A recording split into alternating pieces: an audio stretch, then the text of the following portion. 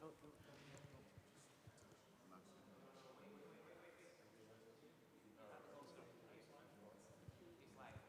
ahead, Keith. Good morning, and welcome to the New York City Council Committee on Mental Health, jointly with veterans.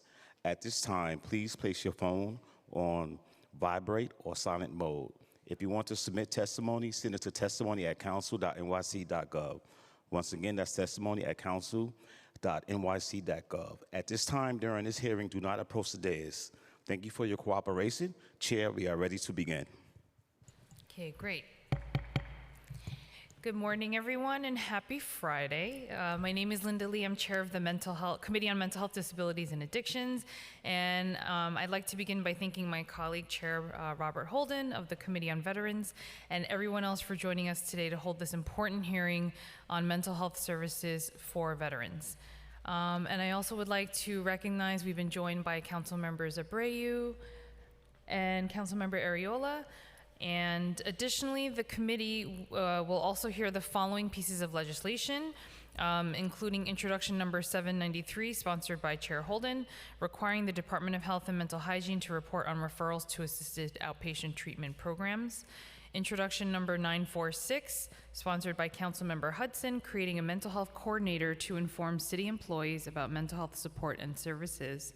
And resolution number 581, sponsored by Councilmember Dinowitz, recognizing November as Veteran Appreciation Month in New York City.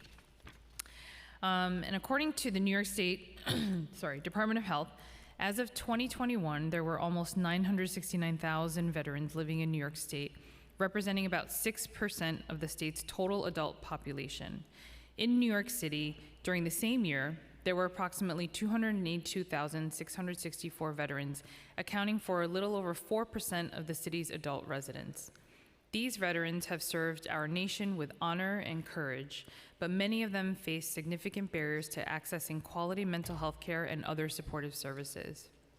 According to a recent study by the New York Health Foundation, veterans experience mental health disorders, substance use disorders, post-traumatic stress, and traumatic brain injury at higher rates compared to their civilian counterparts. Veterans in New York die by suicide at a much higher rate than the general state population, nearly twice as high in 2019. These alarming statistics reveal the urgent need for more resources and interventions to address the mental health needs of our veterans. And this is especially fitting because we're in the middle of National Suicide Prevention Month, so very important topic to be discussing today. But many of our veterans face stigma, isolation, or lack of awareness about the available resources. Some veterans also encounter difficulties navigating the complex and fragmented system of care, or face eligibility or affordability issues. As a result, many do not receive the timely and appropriate care they deserve. Today, we seek to examine the multitude of services provided for our veterans in New York City and learn how we can best support them going forward. I want to thank representatives from the New York City Department of Health and Mental Hygiene, New York City Department of Veteran Services, and other interested stakeholders and members of the public, including any individuals with lived experience who have taken the time to join us, and we look forward to hearing from you. And finally, I would like to thank the Mental Health, Disabilities, and Addiction Committee staff who worked hard to prepare for this hearing, including Legislative Counsel Sarah Sucher and Senior Legislative Policy Analyst Christy Dwyer. So I thank all of you also for being here who are giving testimony today, and as someone who used to run a social service agency, I can say firsthand that navigating these services sometimes and figuring out what's available can be very difficult. And so hopefully some of that are the issues that we'll be tackling today. And you know, and it couldn't be more fitting because this population is very much in need of services and access. So thank you all for being here. And I will now turn over to my colleague, Chair Holden, for his opening remarks. Thank you, Chair Lee, and good morning. Welcome to today's joint Veterans and Mental Health, Disabilities, and Addiction Oversight hearing on veterans' post-traumatic stress disorder, among other topics. I am Councilmember Robert Holden, Chair of the New York City Council's Committee on Veterans. Those who have served in the military face unique challenges. We all know that. The stress encountered in service can play a major role in mental health issues, substance abuse disorders, which can also lead to psychological distress, trauma, suicide, homelessness, and involvement in the criminal justice system. Now, I'm going to speak from personal experience growing up in a household with a father who fought in World War II and experienced undiagnosed post-traumatic stress disorder. This is going to get personal, so it is traumatic, and it takes its toll on everyone. 3 siblings, so my mom had to raise my siblings and I to the point where my dad had dropped out of life, couldn't hold jobs, and it takes its toll on the family to the point where everyone's affected. Every one of my siblings left home early. My brother actually went to high school in Buffalo. He couldn't take living in a household. I got married at 21.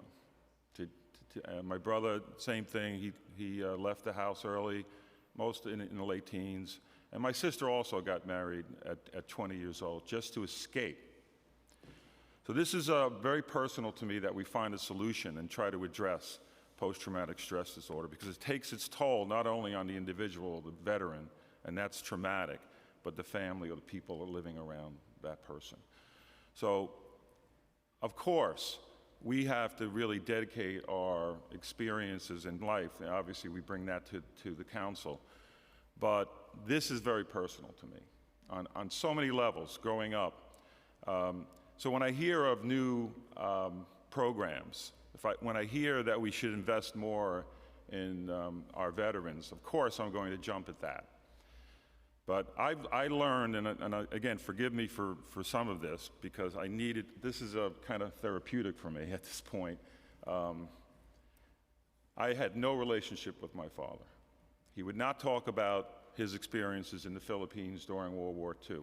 The horrific fighting, hand-to-hand combat was told to me. I never knew it, though, growing up. I never got any information from my dad. My uncle, who also lived in the same building, served with him in the Philippines. That was on my mother's side. He was a surrogate father to me.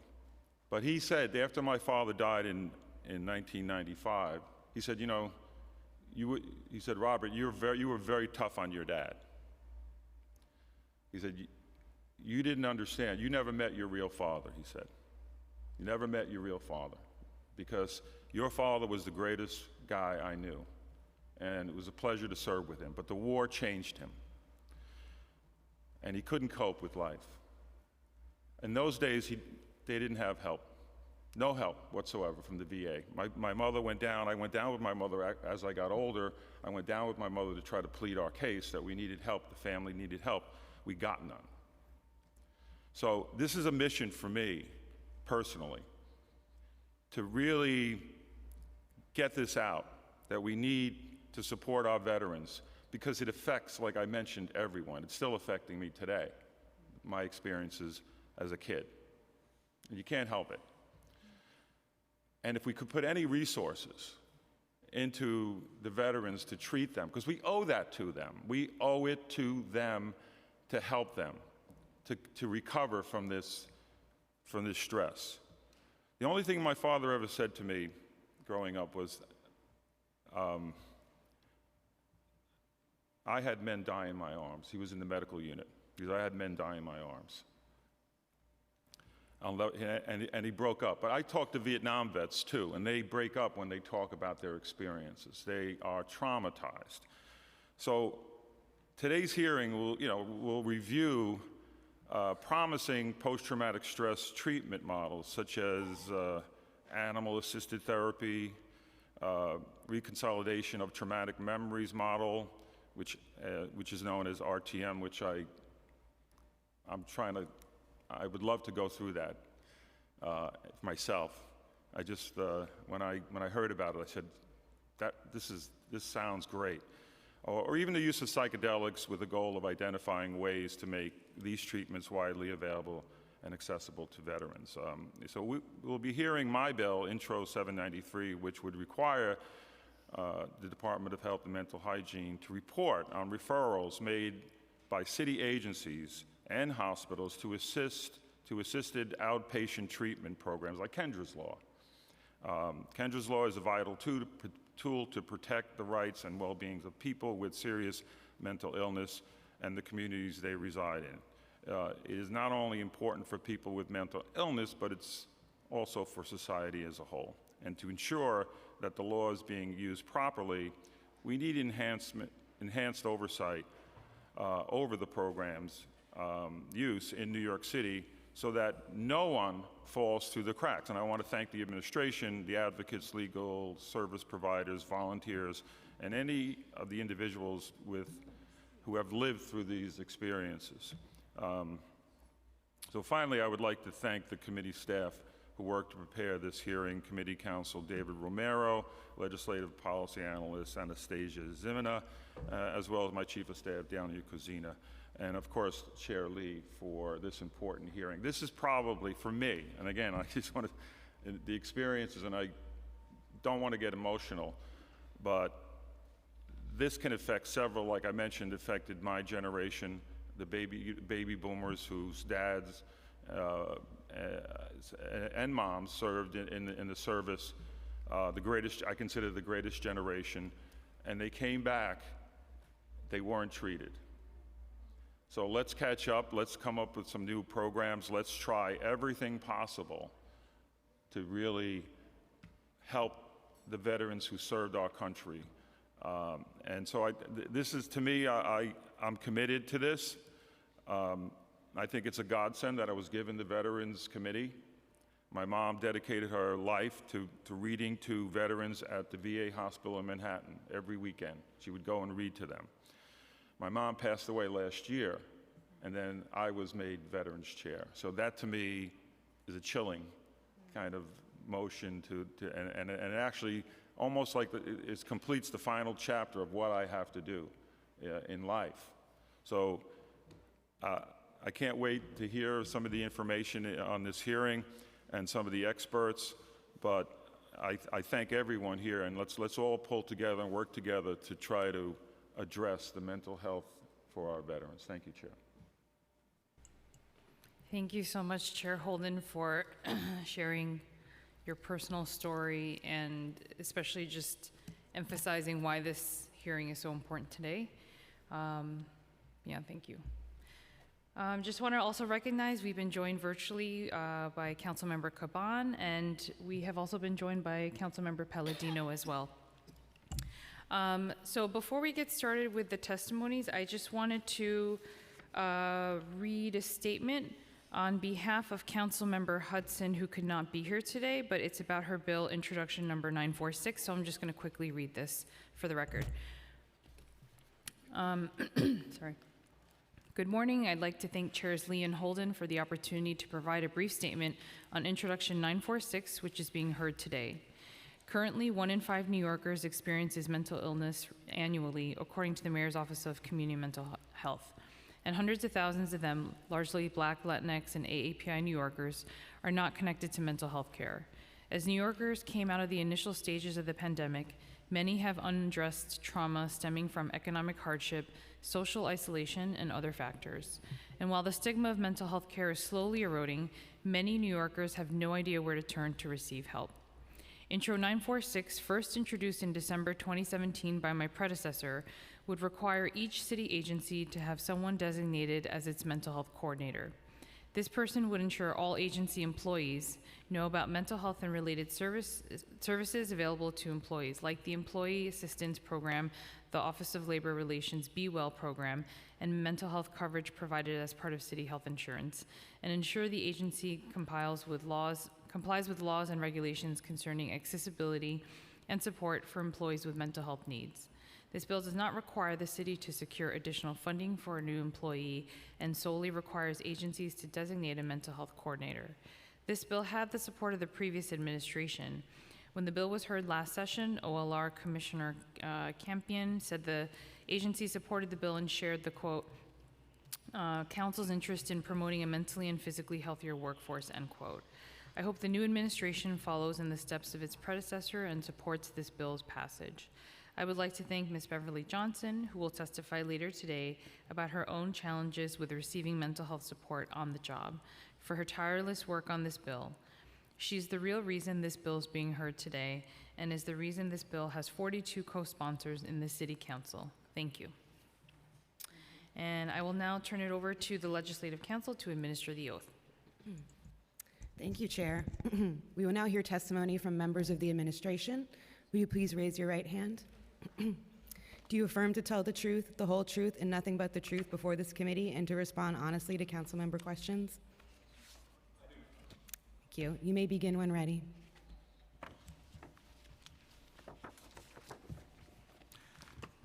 Good morning, Chair Holden, Chair Lee, committee members, and advocates.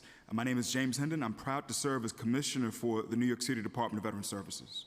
Thank you for holding this hearing on mental health services for veterans. I'm joined today by Dr. Lauren DeMello, Executive Director of Mental Health and Care Coordination, remotely, Ellen Greeley, Assistant Commissioner for Policy and Strategic Partnerships, also remotely, and Paul Vallone, Deputy Commissioner for External Affairs.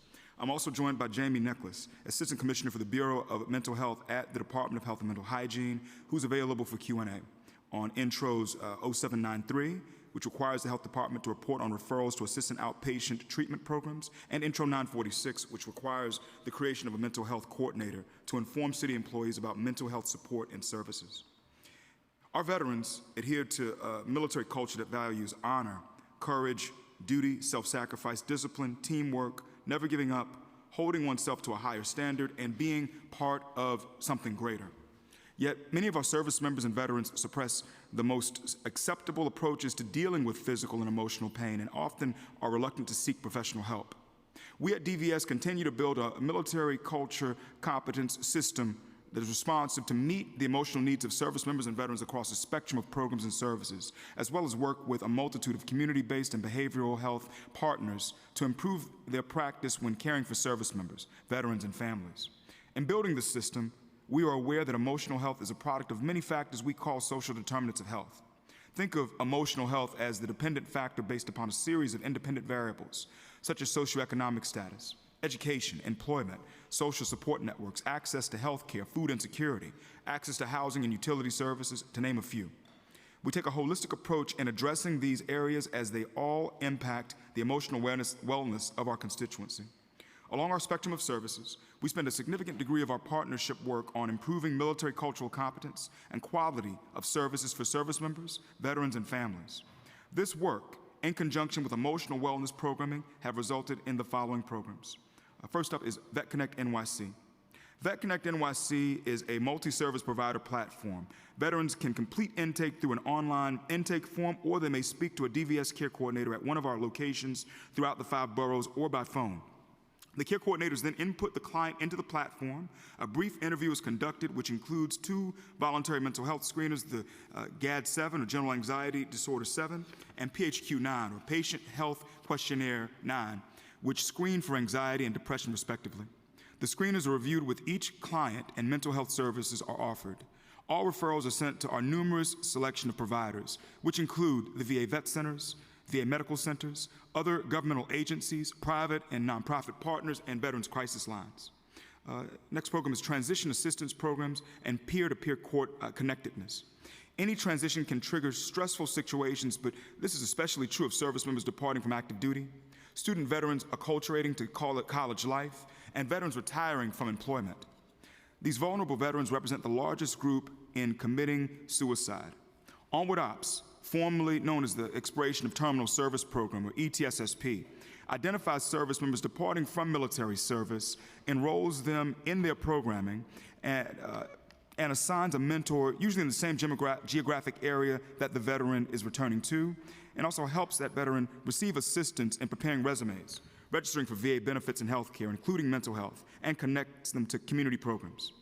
Big Apple TAP, and TAP is short for the Transition Assistance Program.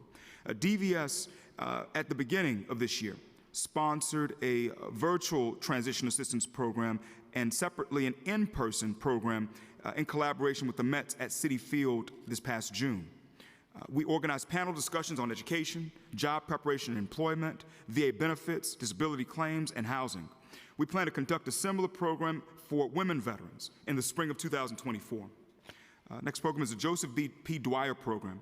The 2021 DVS Military and Community Family Survey revealed that roughly 1/4 of veterans reported that they feel lonely 3 or more days in a typical week. That survey can be found at nyc.gov/vet-survey, by the way. It's at nyc.gov/vet-survey. Social isolation has been found to be a factor in those seeking mental health services. To enhance social engagement, fortify emotional wellness, and encourage help-seeking behavior, DVS began a pilot program with State of New York funding for its own private first-class Joseph P. Dwyer program. DVS issued a request for information in February or March of 2023, and we received 21 responses, providing a broad selection of in-person arts, music, health and wellness, athletic, culinary, educational, and other community-based programs aimed towards piquing the wide interests of veterans and veteran family members of all service eras, genders, race and ethnicities, disability statuses, ages, and other demographics. To date, 4 programs are being funded. These include yoga at an American Legion of Veterans of Foreign Wars post in Staten Island, Zumba dancing at American Legion post in Brooklyn, rehabilitating an American Legion post in Queens, and offering equine therapy with Columbia University's Man of War program. In compliance with procurement guidelines, we will post a concept paper followed by issuing a request for proposals to distribute the remaining proportion of state funds. Our target date for posting that concept paper is early October. Crisis intercept mapping. Led by a VA and Substance Abuse and Mental Health Services Administration facilitator, DVS curated a group of representatives drawing from medical facilities, mental health providers, city agencies, colleges, universities, military chaplains, and nonprofit organizations to help community stakeholders visualize how at-risk service members, veterans, and family members flow through the crisis care system. Our community of practice discussions center on identifying stakeholders at various intercept points, such as first contact, acute care, care transitions, and ongoing treatment and recovery support. For food insecurity, since July of 2020, during the height of the pandemic, DVS has collaborated with HelloFresh, the Campaign Against Hunger, and Black Veterans of Social Justice to pack 2,000 food kits for approximately 1,000 service members, veterans, and families with these donated items from HelloFresh, a food packing company. Each food kit contains 4 meals, so we effectively prepare 8,000 meals each week. Over the 3-year period, we've packed more than 312,000 kits, translating into more than 1.2 million meals. Mission Vet Check. Mission Vet Check is a buddy check wellness calling program where volunteers call New York City veterans on a regular cadence to check in on them. Launched in May of 2020, we've facilitated more than 34,000 total calls with an approximate 25% answer rate, resulting in over 100 calls per week. Of those answered calls, DVS is proud to have been able to serve the over 1,200 requests for service since launching.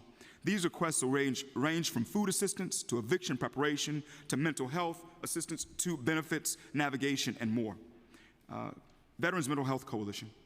The Veterans Mental Health Coalition is a group of mental health practitioners, researchers, and organizational leaders that meet once a month to discuss various topics on mental health. The group focuses on veterans' mental health concerns during each meeting and discusses updated research and data, treatments, organizations, programs, and accessibility of those programs and barriers to care. Yesterday's Mental Health Coalition meeting focused on substance abuse disorders. Next month's meeting will focus on post-traumatic stress disorder, and members of the committee are invited to attend. Military Family Advocate Program.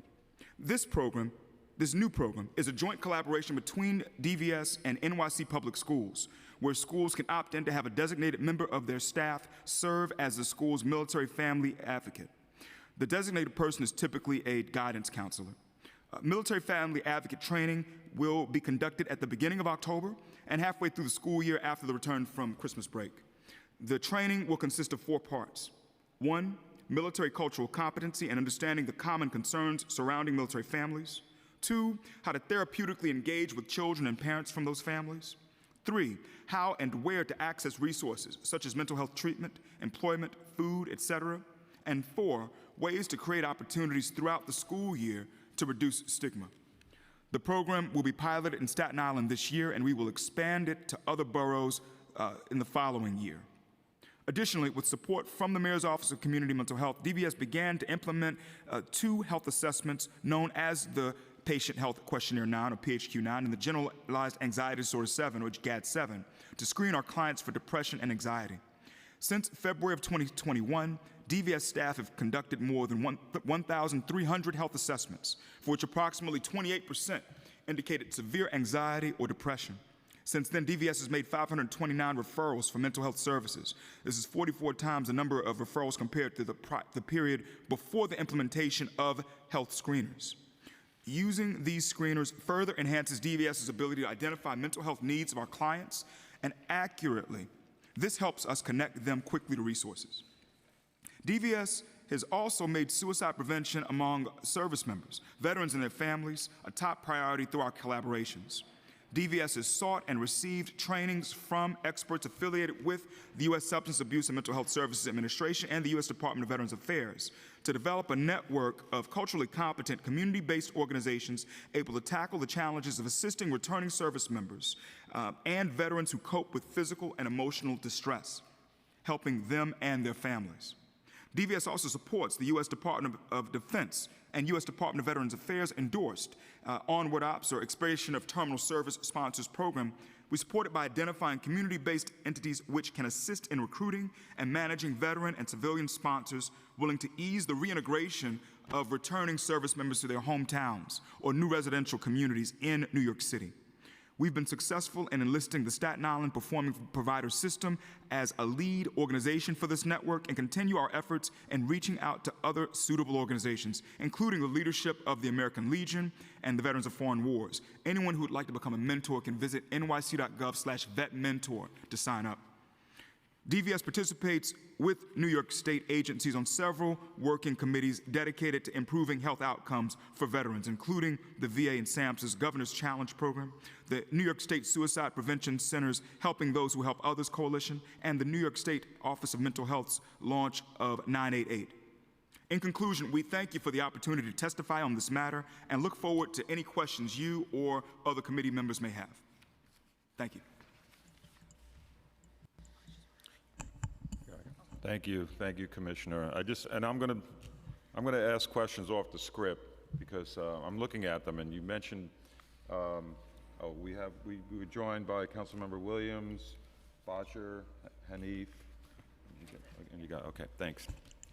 Mr. Chair, I'm so sorry. I just want to make sure, as far as our other colleagues who are testifying remotely, that they are with us and that they've been sworn in too, just so that that we can be all unified with this, if that's okay. Yeah, I want to get your experiences because you're a veteran, and I want to speak rather than some of the script questions I have on these programs. My dad never, he didn't know that he had a problem. No, very few, I think, veterans. I still speak to a lot of veterans as I go around, and you just have to bring up their experiences to really get it out. And they kind of break down. Almost every veteran that I spoke to that was in combat has very similar experiences that it's inside them. So how do we get that out? I mean, you have Vet Connect, you have all these great programs, but how do you? The outreach to me seems the most important. That means going to the veterans. That's why. The veteran service organizations I'm so big on because they're all there together. But getting them to even go there is veterans to go and participate in the veteran service organizations. But first we have to save the veteran service organizations, but because that's kind of like, that's certainly therapy for them to talk to colleagues who had the similar experiences.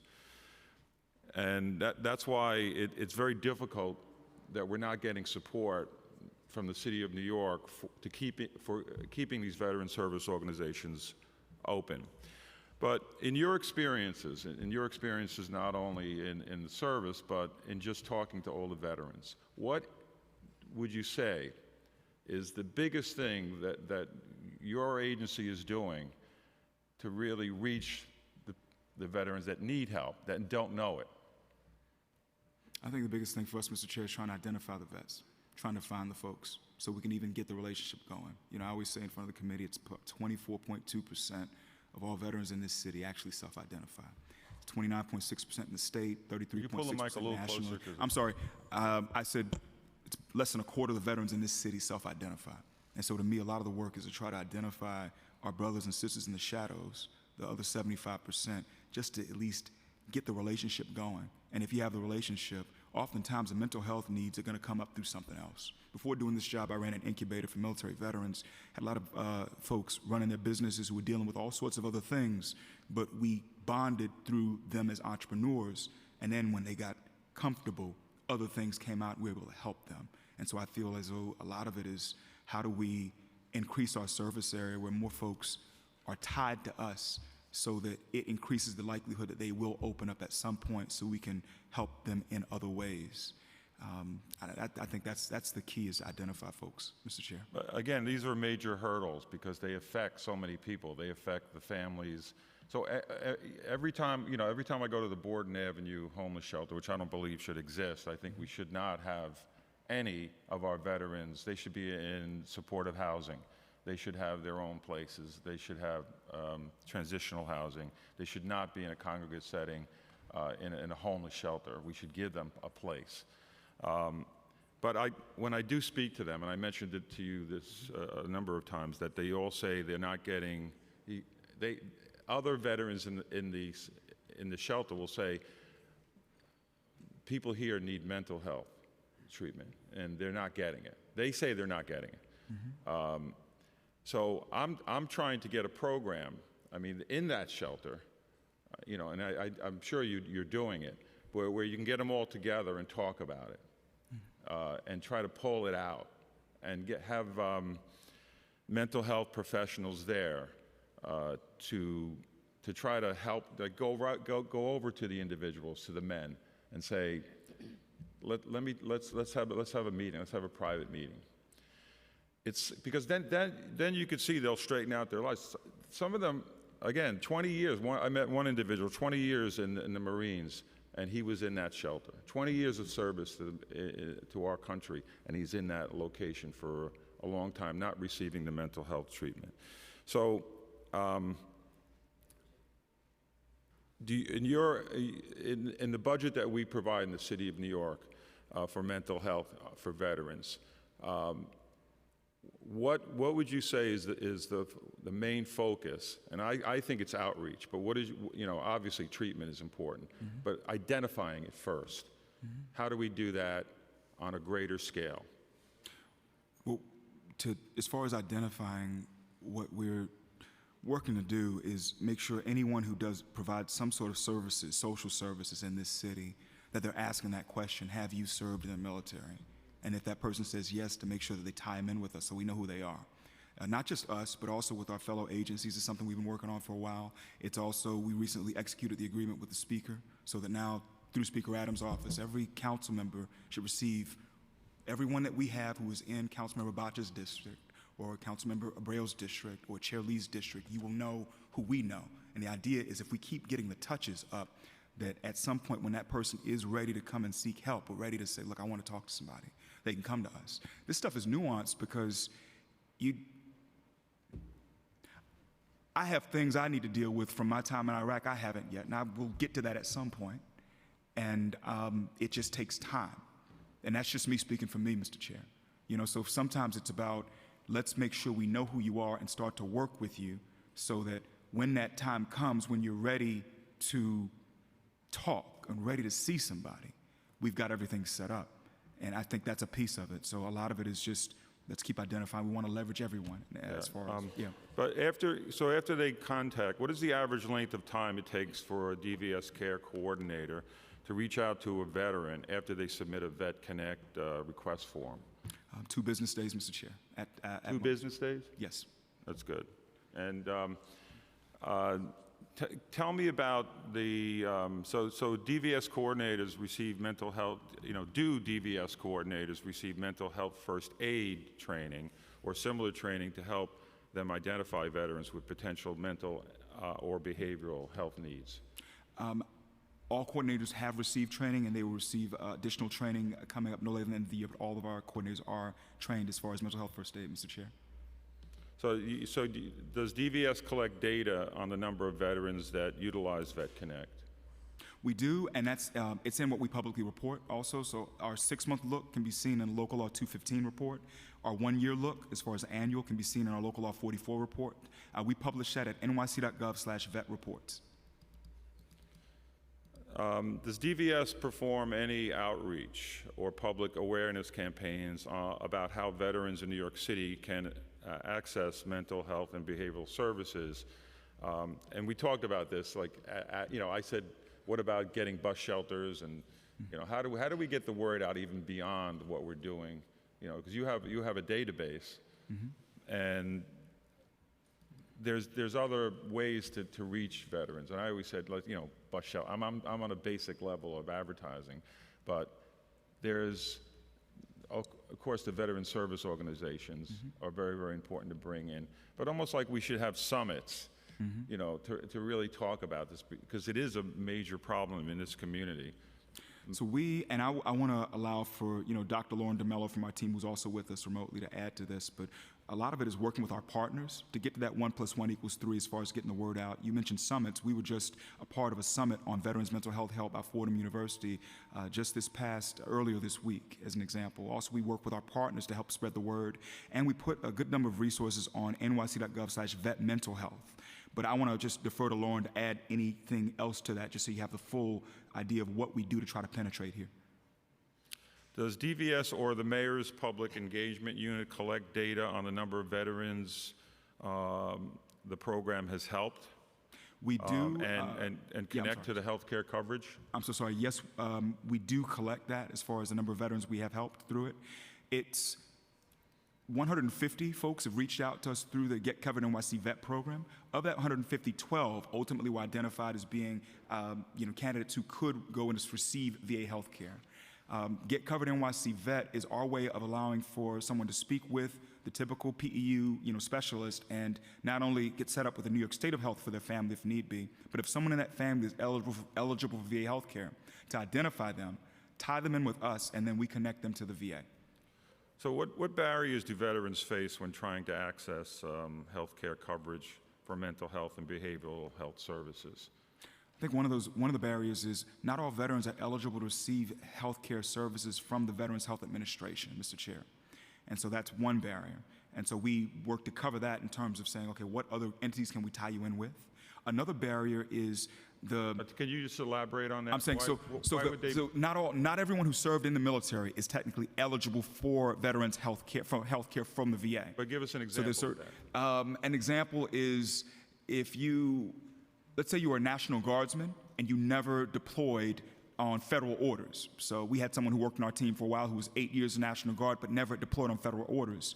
She is not eligible for VA health care, as an example. And so there's certain things that are carved out where if you don't have a certain amount of time in service and it's about the nature of that service, you may not be able to access the VA for health care. And so that's why we make it a point to really tie them in with whatever's available as far as our local partners on the ground and other nonprofits. That's one example.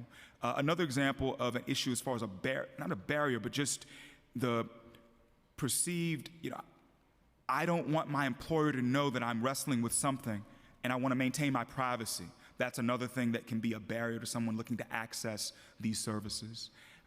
So yes. And I'll just jump in, Councilmember. I'm sorry. I'll just jump in on that.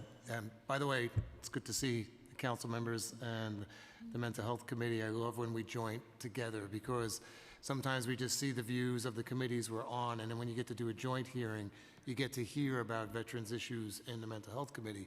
And that was a tremendous resource when we would bring that back to veterans in the district. Chair Holden and Chair Lee, the first thing it said was identifying, and the commissioner said the first problem is identifying the veterans. That's one of the barriers also. And the 51 council members play a pivotal role in being able to break the barrier down. So for example, when they were doing the ID, Veterans ID for New York City for all migrants, immigrants, and citizens. With the New York City ID card, they didn't have a box for veterans. And it took such a long time to add the veteran identifier. So everywhere the commissioner and I go, we always ask, how many veterans do you have in this organization? They don't know. And even within the labor force, within your own organizations, you always start off, how many veterans do you have? And bringing the veterans conversation to every bill, to every resolution, to every housing project, how many veterans are in part of it, then starts this conversation of, well, if we don't know, how can we know? How can my council member's district office be part of that? How can we then reach out to the VSO organizations that are doing the critical work? And how do we get the respect of the veteran to open the door so that we can help? And that's where the commissioner has been tremendous on, and I know Councilmember Palladino and Councilmember Holden now having veteran resource centers in their council office was a huge help to get to the barrier of the veterans in your district.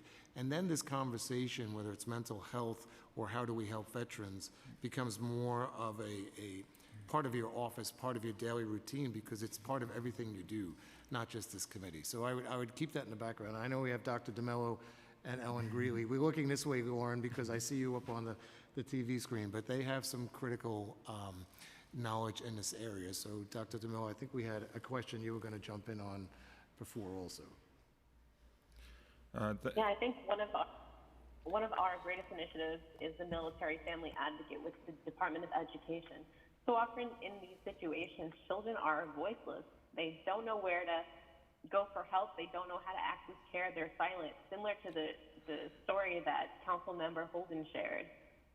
Through this Military Family Advocate program, we'll have guidance counselors be able to identify these children, reach out to them, therapeutically engage with them, and then connect not only them, but their whole families to our services and the plethora of services, mental health services that we offer throughout New York City. So I think that's one of our best initiatives, and we'll be able to access all the children within New York City. Can I jump in there for a minute? I would say that one of the best ways is what you already experienced, Councilmember Holden.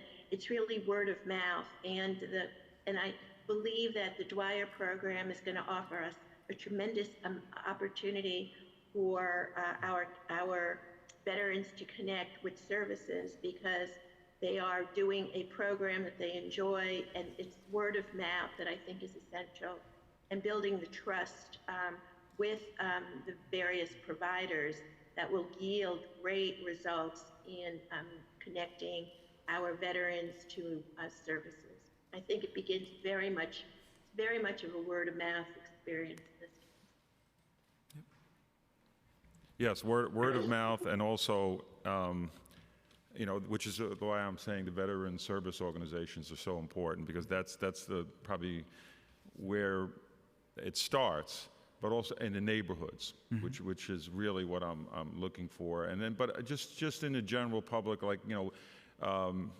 I remember, and I brought this up at a previous hearing, that we have most of the council districts have billboards, and many of them sometimes in the neighborhoods, and they're all peeling, and they're not updated.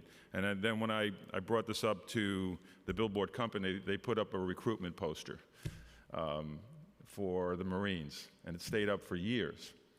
But I think we all should have outreach.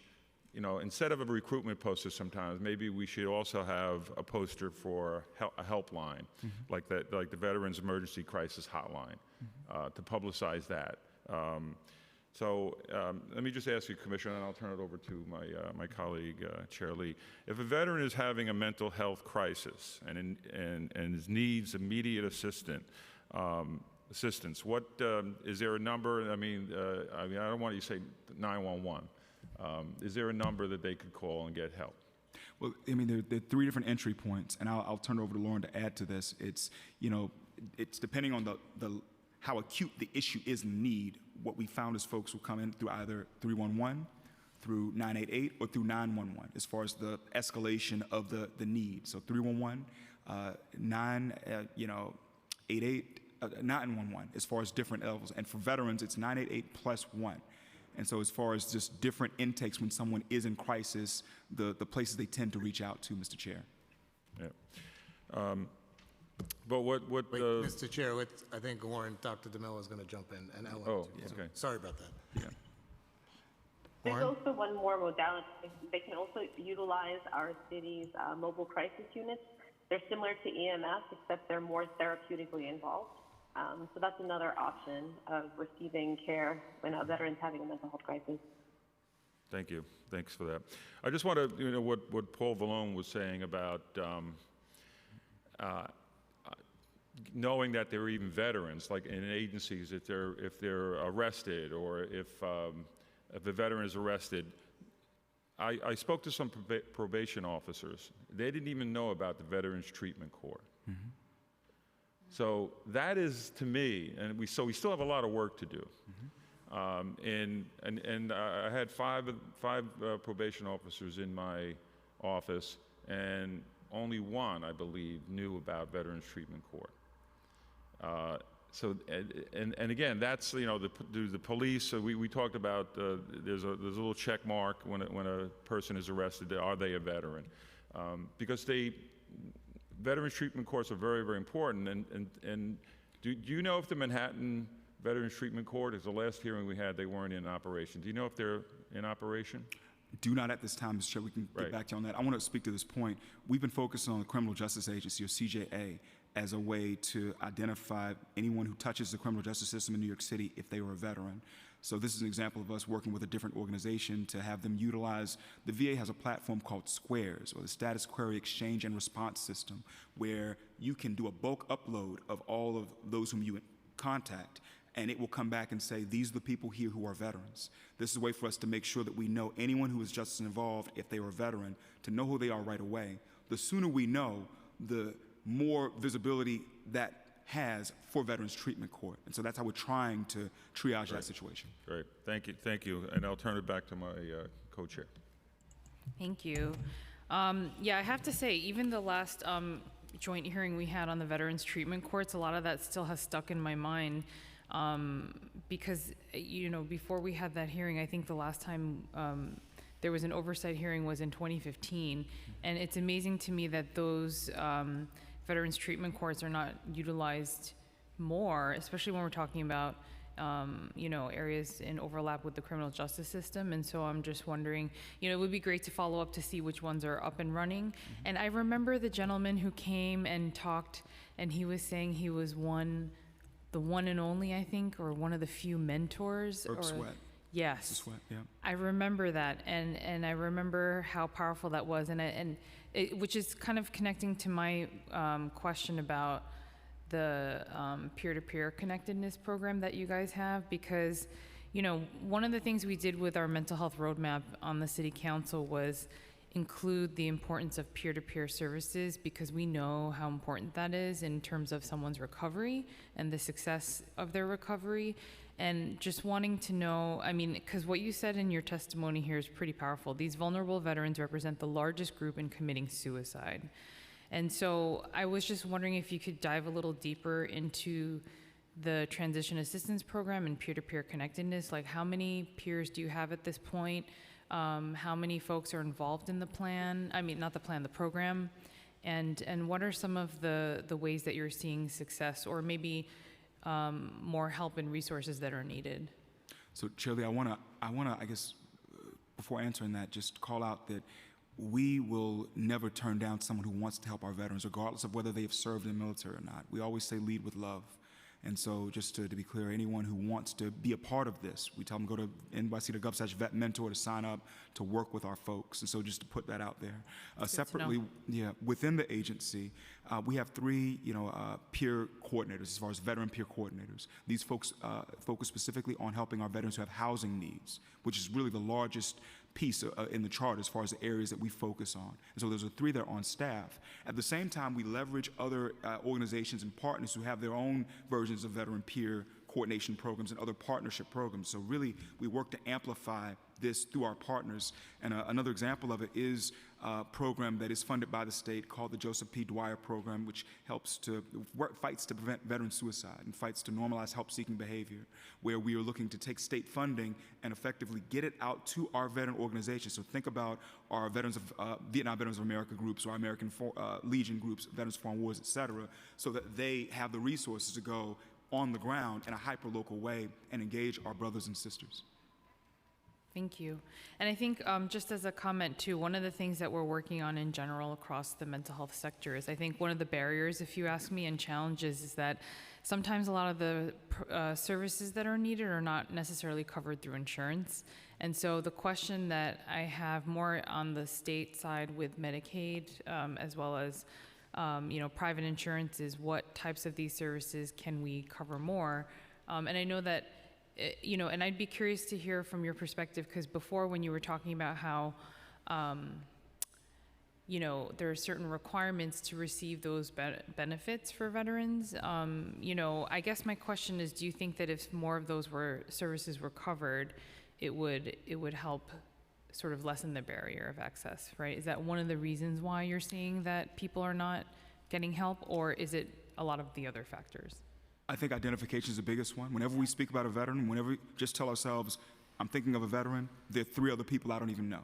Just tell ourselves that. So I think that's the biggest piece. At the same time, we are doing everything we can to see how can we leverage the 1115 waiver process, or what is available through Medicaid, to fund certain initiatives, to fund things like, an example is our aftercare or the follow-up support we provide to those whom we house who have supportive needs. And so that is something that we are exploring. Same thing as far as how can we build Medicaid to support those who have food insecurity. If someone we feed have 8,000 meals that we push out every week, how can we use Medicaid to maybe increase that amount, And so those are things that we are actively looking at as an agency. So, yeah.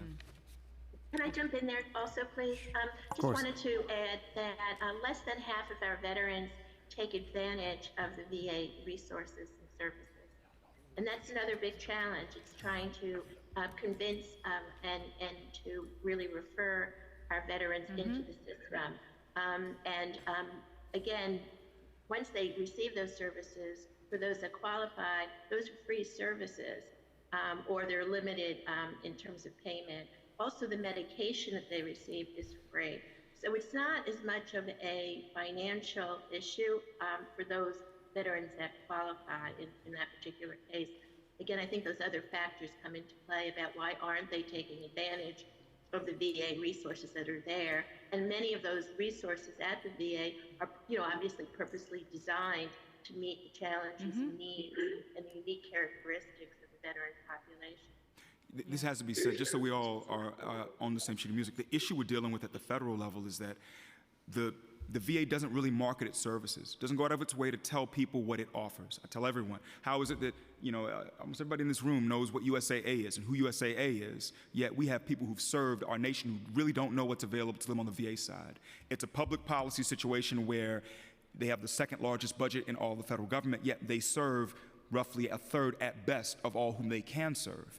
If I serve more people, it's going to cost more money, and so there's institutional pressure on me to not cost more. And so I think that that's not saying anything on the good people who work there. It's saying things on a larger, do we as a nation want to really pay the cost to be right by these men and women who've served? And so because of that, we at the city level and our friends at the state level and our VSO friends often are filling this gap to try to get the word out to folks so we can try to be able to have them take advantage of things that are earned benefits. So I just wanted to make that clear. Yeah, I think that's definitely what you're hitting upon is a challenge across the board with folks who are dealing with a lot of the mental health substance abuse issues. And actually, that's a perfect segue to my next question, because I just wanted to know how it has been, because I know that you had cited a few times in your testimony that you're partnering with different agencies like DOHMH, and also what does your partnership with OCMH look like? Because I know that OCMH was, has a certain budget, and some of it I was told or informed is to be used for things like, public service announcements or advertising. And so just wondering how that, if there's a way to collaborate, or if you guys already are collaborating, if you could talk about that a bit more. So, Chair Lee, I'll say a little bit and I'll throw to Dr. Mello from our team and Assistant Commissioner Gree to let them get into it. For us, a sea change was us being moved as an agency from falling under the special initiatives line as far as in the mayoral hierarchy to falling under Deputy Mayor Ann Williams Isom in the Health and Human Services line. So now it's an easier and just a more direct relationship with all who do work in the services space. So at the principal level, there's constant interaction between me and those other agency heads. Just want to call that out.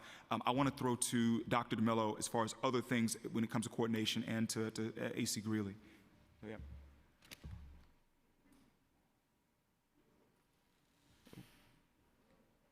Lauren, do you want to talk? I could, There you go.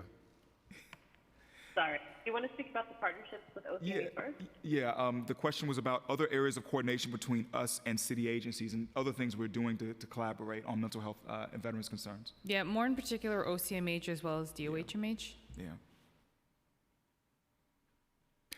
I'll start off in that OCMH is the reason we do the GAT-7 and PHQ-9, Madam Chair. They were the group that got us into that. They also the group that helped us design Mission Vet Check, that buddy check program I mentioned, which is us going on offense and constantly calling our people so we keep the touches with them. So when it comes to OCMH, I'd argue those are two areas that we've partnered with them. What was the other one again? I'm sorry, ma'am. You said it was OCMH and DOHMH. I want to, I'll say one thing on this and then just open it up. I know that we have had participation from folks from DOHMH within our Veteran Mental Health Coalition and as part of our crisis intercept mapping work. I know that we've had representatives from the Department of Health, Department of Health and Mental Hygiene there. Also, we've been very grateful to DOHMH for giving us better clarity and visibility on what the veteran suicide data is in this city. Most recent data is that from 2017 to 2019, it was 65 of our veterans died by suicide. And so when you look at 16.8 per day nationally, and you look at 21.7 per year for us, we believe that our numbers are much lower here in New York City compared to other places due to a lot of the gun laws here. And so we're just grateful for that. And just anything else that I'd add, you want to say on this, as far as the veterans relationship, anything, Lauren, you want to add too? So, yeah. Sure, I can add a little bit. Good morning. Thanks for having this hearing and calling attention to this issue. In addition to the data that we're sharing regarding suicide, which we track closely and which thankfully has been flat in the city for more than a decade, we also invest heavily in the health department in our local crisis hotline, 988, which of course, if anybody dials, the first option, press 1 for specialty veteran services. So it's critical to have that resource available to anybody who can elect to get the specialty crisis counseling for veterans, but many people will not choose that, right? As we're hearing, there are vets who choose not to get their services in veteran-specific settings, and they can continue on to the general 988 crisis counselors, where they'll receive generalist counseling, in the moment emotional support, and then connection to local services, and another opportunity for them to get connected to specialty veteran services that will come up in the course of making a referral. The counselor will ask about that. It factors into benefits and other services rendered. And we still find people may not choose, veterans may not choose those specialty services and will continue to be served in our more general mental health care system. We also have some supportive housing units that we partner with community-based organizations to provide specialty supportive housing for veterans, about 500 veterans in our supportive housing citywide. Half of those units are specialty. So again, this sort of theme of both specialized services for people who opt into that and then making it available more generally for people who don't. And I want to be sure to give them roses too, in that the work I mentioned on 1115 waiver, that was us reaching out to DOHMH to get a read on how to navigate this. So as we're pursuing that, it was largely due to Commissioner Vassan and his team to kind of guide us as we're looking to get that right. So yeah. Nice. We're also very welcoming of the Dwyer money that's being transferred over from DOHMH, from the state OMH to DOHMH to us, and we're really grateful for that funding. Chair Lee, I'll just jump in. Like, interagency assistance is so critical, especially when you have an agency like DVS, which is the smallest agency in the city. So we can't do it all alone. So when we work with our sister agencies, it's so important because there's different resources, different staff. And I'll give you a simple, right? We always talk about the largest demographic of veterans are seniors. So you would bring in DFTA, Department for the Aging, in the back of your head. They created this great new group called CONY, Cabinet for Older New Yorkers. They recently added DVS to that to bring the veteran perspective to Older New Yorker Cabinet, which has been tremendous because now all of a sudden we're able to have this conversation with every agency on what they're doing for older New Yorkers, and then we can come in and say, what about veteran New Yorkers? So it's a conversation that is starting to take roots in not only just with the administration, with the other agencies to say, okay, how do we bring veterans to this conversation? So we appreciate the question. Lauren, I don't know if you had anything else to add on that, but you're so important on managing those relationships. Yeah, so we utilize different agencies in different ways. For example, we have a partnership with DOC where we have a a specific coordinator that outreaches incarcerated veterans, and upon their release, we connect them to services so that they are provided with those services seamlessly. We engage them prior, we do an intake, we do an assessment, we gather their documents, so upon their release, everything is set, and it's easier for them to integrate into society. So we have projects with DOC, we have trainings that come, including the mental health first aid for DOH&H, of course our partnership with Department of Education. We have Get Covered NYC, where we work with the TEU mayor's office. So we have different partnerships, where we try to engage veterans to provide services and also access them to healthcare. Thank you. Actually, you answered one of my other questions about your partnership with DOC, so thank you for answering that. And yeah, I mean, I'm a fan of the whole whole government approach and breaking down the silos between agencies, because you go in through, like, I'm a whole person, but I have to walk through one agency to get this service and another agency to get this service and then, if they're not coordinating or talking to each other, it becomes more difficult. So it's good to hear that with the veterans, you guys are coordinating a lot with the different agencies, which is good to know. I'm just gonna ask one last question before I turn over to my colleagues, because I don't want you guys to keep hearing my voice all the time, and I'll come back to questions later. But really quickly, for New York City Well, if a veteran calls and identifies and we're able to find out and identify that they're a veteran, is the process different when a veteran calls and reaches out at New York City Well versus someone else, for example? Or, I don't know if, I can take that, sure. So the federal government launched 988 last July. We had a 13-month transition period where we had the 2 phone numbers live into the same local call center. The NYC Well brand we're sunsetting, so it's now 988, so I'll use that language in my response to you. And so when anybody calls 988, they hear an option for Spanish, and then in English they can press 1 to get connected to the Veterans Crisis Line. Which will again give them those specialty services. If they then, if they don't choose that, they continue into general 988 crisis counselors with the city-held contract for our local call center, and they get general emotional support, more generalized emotional support in connection to local resources if they want that. that's good to know. We should promote that more, because I didn't realize, when is New York City Well sunsetting? So we're not advertising the brand anymore proactively. The calls will still forward into 988, but we're keeping the number live for a while. We don't want to leave anybody hanging, obviously. And so, but as of September 1st, we're like not using that number publicly and sticking with 988 exclusively. But that has been a reality for the last 13 months. People have been calling into the same trained counselors. So I just want to assure folks that the services are really consistent. It's just we're going with the simpler, easier to remember federal number. Got it. Okay, thank you. And I just want to recognize we've been joined by Councilmember Mealy. And with that, we'll hand it over to Councilmember Abreu to ask questions.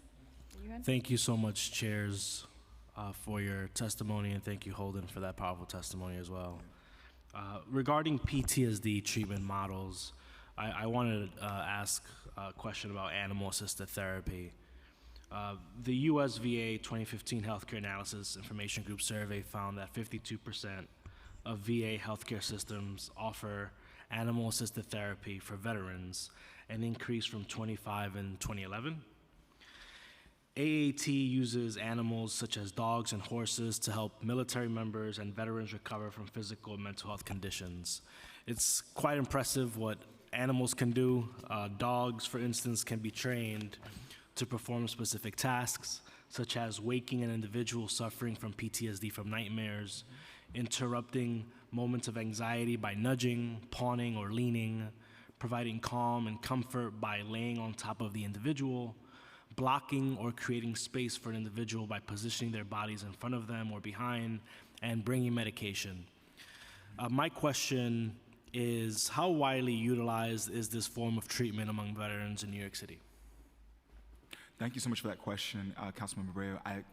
I have to get back to as far as exact data on that, as far as, who is using those things. I know that we will put a future veteran, military, and community family survey out. That may be another way we can try to get at that too, just to get a handle on it, because it may not be just, we can ask our friends at the VA to share as much as they are able with us on it, but as was mentioned, not everyone uses VA healthcare, so it won't fully cover it. And I know that my good friend Ed Schloman will be testifying later today, who part of his nonprofit, Operation Warrior Shield, has an effort called Operation Canine Companion. So he may be able to answer more on that, but we'll do what we can to try to get as best information we're able to get to you on that. Okay, so would that also apply for, in terms of the number of AT programs in the city? That's also a question for them as well? We've got to do our homework and just get an idea of it. We know of certain groups, like we mentioned that one of our Dwyer fundees is doing equine therapy as an example. I just mentioned Operation Canine Companion, but I think we've got to go back to the drawing board to get that answer to you and just, survey our community, get an idea of how many partners there and how many veterans are using it. No problem. Just want to read. May I offer that the VA gives out grant money for adaptive sports, and there's several New York-based organizations that receive that funding, particularly to do equine therapy. So that's one source. Thank you. I mean, look, AAT is very important. Animals serve so many important purposes. We're very lucky to have them, and I hope is a resource that we can leverage for our veterans. Thank you so much. Well, Councilmember Breo, it's a great point to think out of the box of, well, what alternative methods are available, and then how can they be applicable in my district? So with the equine therapy, they'll take veterans from the 5 boroughs and give them a day of peace with the horses in New Jersey, that when you see the program, and Commissioner Hendon goes firsthand, and see the special bond, and for one day in their life, they are with a horse and they're getting this critical treatment, but it costs money. So one of the things last year that almost passed was the Veterans Initiative and the council. For example, you could take that money, and every council member's district is different, and use it for a program like that so that your veterans in your district can benefit from that program. But as always, everything's a budget. But that's a good way to use initiative funding in any way you seem fit for veteran needs in your particular district. And that's why I always like the open-ended initiatives like that, so that each council member can direct where those funds could be best used in your VSOs, in your treatment plans, in the court systems, anywhere that because every district is so different. Like in my old district, it was the highest amount of veterans in the city. Veterans are such a big component in Councilmember Palladino office, always have veterans coming in and out, that the more you can take an active role with that within your own, it becomes such an additional resource to then get, like how we started today, of identifying veterans and then how we can get the different help. And in today's testimony on mental health, it's so important to look at these extra forms of therapy, what works best, find out from the veteran groups that are really working with it, and then how can we expand on it. And it's not really a lot of money that's involved. It's more along the lines of connecting the best service to the district and how those veterans get back to you and say, you know what, that worked, this didn't work, I love this program. I got beeped on my own. But that's just to give you, like, I'm listening to Commissioner and Ellen and Linda and Lauren DeMilla all the time. That's the hardest part, is recognizing there are these groups, but then how do we as a city then bring our vets to these groups that are doing this critical work and expanding it? A lot of it is just a little bit of funding, but more of it is connecting the dots. I have to piggyback. Thank you so much. The 1-2 punch to here, Councilman, also is the fact that we are working to share our data with you. So between you having the resources to do it and also knowing who your veterans are, we hope that that'll be enough to kind of get us to a better place here so you can help more of your constituents who are veterans access these opportunities. I appreciate you all. Thank you so much. Yeah. Great, thank you. And next, Councilmember Palladino. Good morning, everybody. How are you? Thank you for coming. As Paul has pointed out, my office is really, really busy. I just want to bring up something that I wanted to connect with Tanya about as I was sitting here. Something that came up this week was we were looking into, we have a lot of veterans that come in, and it's more about the families and those that help, you know, the survivors of the mental illness that they're suffering. What can we do, and what is being done as far as the veteran services go for the families and for those that need help other than the veterans themselves? What kind of outreach are we doing for the family members that have to take care of these veterans? That's one question. The other thing is, also, our veterans need jobs. And they're searching for them. A lot of them, like you say, are older now. And some of them are not. And they need employment. And they're finding it very, very difficult to find jobs. The other thing is, sitting here on the Veterans Committee now for 20 months, we come back to the same thing all the time. And it's all about the outreach. How do we, you know, we go over this again and again and again. The numbers don't grow exponentially for those who want and need help. They just don't, because they're not being reached. Now, in our American Legion Hall, post 131 down on Clintonville Street, it's a very interesting dynamic because it's much older men, Vietnam War, you know, late 70s and such. And then there's a 37-year-old female Navy veteran who suffered with alcoholism. I know her personally, suffered with alcoholism. And I said, why don't you go down to the American Legion? Well, in the last year she's been going down. She doesn't drink anymore, she kicked it, and that was after years. So this is just a very, you know how small that Legion Hall is. I mean, it's large in size, but small in membership. And what they were able to do for her was tremendous. But it was just simple outreach, going to the American Legion Hall, talking to people who had something in common with her, and just camaraderie, even though the age difference was so vast. But happy to say she's doing all right. She goes there every Saturday morning. She participates in whatever little activities that they do.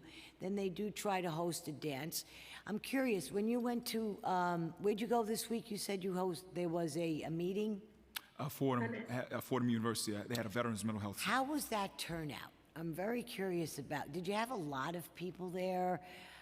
For the summit, for the segment that we, the panel that we led had about 25, 30 people there. Yeah. Yeah. So when you think about it on the grander scale, on what we have going on, that nobody's saying they have a problem, 30 people is nothing. It's very discouraging. And again, going back to the original thing, I want to help as much as I possibly can to get out the word. Bob brought up a good point, something simple like that billboard. 988 is a very simple number, but there's other things too that we need to do, and I don't think the budget, of course, is there for it, because you've heard me say it many times about getting something out in an infomercial, or, you know, on the TV, or on a radio, where they know. It's not just, you know, there is so much here for them. It's incredible, the resources that are available to our veterans, and yet they still don't know. So I'm just trying, like I said, I was very curious about Fordham's turnout, 30 people.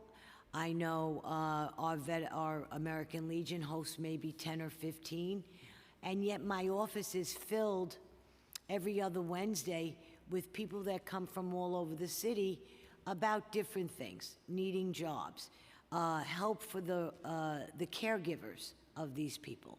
So these are just different avenues, and I know Tanya and everybody's doing the best they can, but letting people know more so how we could get out there. This message is vital. I don't know what else to say. I just don't, because it's 20 months. Councilwoman Palladino, just to mention to you, the National Association of the Mentally Ill, NAMI, has several chapters. I know there's certainly one in Staten Island and one for New York City, and they do quite a bit of support work with family members and we're often promoting a lot of their programs, just to give you a reference and a resource for that. I'm more about letting people know what the resources are. Like you said earlier, you said the shame of it is we're not reaching enough people. And that's the truth. You know, they're not self-identifying. And as Commissioner said, for every one, there's 3 in the shadows. And that's very true. I'm just trying to figure out how we could get them to come forward. You know, and a lot of them, it's just simplistic things. Housing, you know, that's easy. You know, we could figure this all out. There's agencies that are coming together, and this can all work if enough people know about it. I'm a little frustrated. I just don't know now what to do about that. Thank you. With respect to jobs, we do have a search engine called VetConnect Pro, and if your constituent needs assistance with a resume writing, we also have resources for that on top of helping them search for jobs. It's a veteran based search engine. Tanya knows about that. Okay. Yep. Okay, thank you so very much. Just to give you the heads up. Yep. And I'll be remiss if I didn't call it our partners at Small Business Services has their Priority One effort. So as a part of Workforce One, they've got a team of about 8 specialists who work with veterans who are looking to seek jobs. They get about 5,000 who come to them who are looking through that each year, and about 2,500 or so get placed. And so that's SBS. For those with disabilities, the Mayor's Office of People with Disabilities has NYC at Work as another platform too for looking for folks who are sensitive, who are open to hiring. Yeah, and it's information's out for us. We put that on nyc.gov/vetjobs. Caregiver information is on nyc.gov/vetcaregivers. It still goes back to the tree falls in the woods and no one hears it, did it fall? That's really where we are. And so for us, a lot of it is how do we, I mentioned how we're working with the council. We're hoping that you all have our information. We're doing this with all the different electeds, so not just a council member, but an assembly member in New York State, a state senator in New York City, a federal elected in New York City will know what we know as far as vets. So we can keep, if we have these constant touches, where you got me touching, you touching, other electeds touching, if we've got other agencies touching, that at some point the dam will break and someone will say, let me reach out. And then I have to say this piece, what's so tricky here too is it's not, leading with mental health is important to kind of put that on the table. At the same time, it could be that you were talking with someone about claims, or about housing, Right. or about employment, and things came up.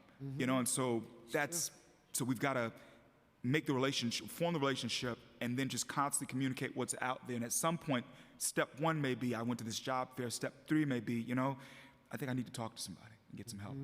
Sorry. Okay, thank you very much.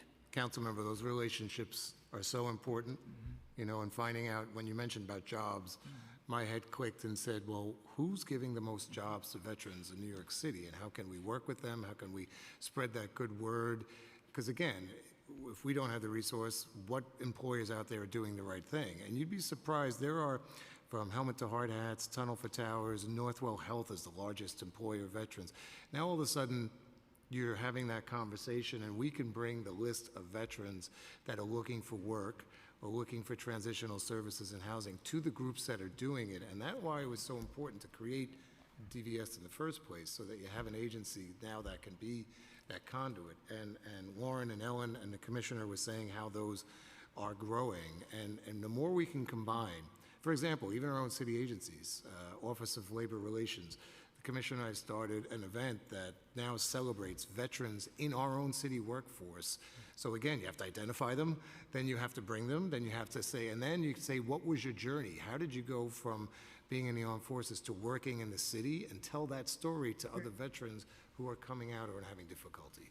So it's happening, but the more that we do have these hearings and do have these conversations, it does then all of a sudden people are at the panels, and then people are coming up saying, oh, I just employed, how can I employ more veterans? How can I get veterans housing? How can I include them in my development that's being rezoned in my district? Chair Lee was just talking about Creedmoor facility, and I said, well, we could bring veterans in there and create a whole complex for services and mental health treatment and transitional affordable housing. And all of a sudden the community kind of likes that, because they know that veterans are being part of this project, and there's a little less resentment toward the project because veterans are part of it. So, I mean, that's how the council members have tremendous impact on where veterans become part of the conversation. Thank you. We have all of this. I want the veterans to come. That's that's the the biggest issue. challenge. You know, getting our guys and girls out there to actually use these fantastic things that we have available to them. That I think is the most frustrating thing for me, because we're watching our veterans age out. Meanwhile, there's so many in their 30s, in their 40s that do need this, and yet as savvy as they are, technologically, they just cannot maneuver their ways around it. They don't want to identify. I'm trying to figure out, what is the stigma? What is the problem with these younger people, 30s, 40s, 50s, not stepping up and saying? Because to only have 34 people, a lot of them are Vietnam vets. You know, they're older people. I want to try, because we have so many resources, you have so many resources, I want to know what we could do to get them involved. What do we need to promote these resources so that they know that they're out there? I don't know about and then resources. This could be a huge success. I don't know about tremendous resources, but definitely partners. We'd always love to have more resources. but we Yeah, usually find them in the hands. which leads me to, which I didn't want to go there, but. Why not? Go ahead. The state money that you see, how much is the state money that you see for your budget? Ellen on the Dwyer Yeah. funding, yeah. Yeah, this is the Dwyer program. We have roughly about $800,000 from over various fiscal years, and we're in the midst of trying to roll out the money. We've been involved with, we're issuing a concept paper through the Dwyer program, which will be followed by a request for proposal. We are currently using some of that money for piloting the Dwyer program, and we are currently operating 4 programs, a different one in each borough, working very closely with the American Legion. I want to clarify that statement. Yeah, please. I want to clarify that. So it's Clarify. it's 150 that we received for FY22, and it's to be 400 for the following fiscal years. This is where $150,000? yes, 150,000 That's from it? the correct, and so that's through the Joseph P. Dwyer program. That's a program where communities across the state are receiving money from, directed through the mental health vertical of the state government to help reach out to veterans. And so for New York City, it's 150 for FY22, it's 400 for FY23, and it'll be 400 for the subsequent fiscal years. And so we received the FY22 money right around the time we needed to spend it. And so we said, let's put into effect these pilot programs that Ellen was talking about. And so for now, this upcoming process she talked about, where at nyc.gov/VetDwyer, veteran service organizations, entities, nonprofits can apply to be able to obtain that money. That is about the balance for 23 and 24 when it comes to state money that we're looking to try to get in the hands of our local veteran groups to help people.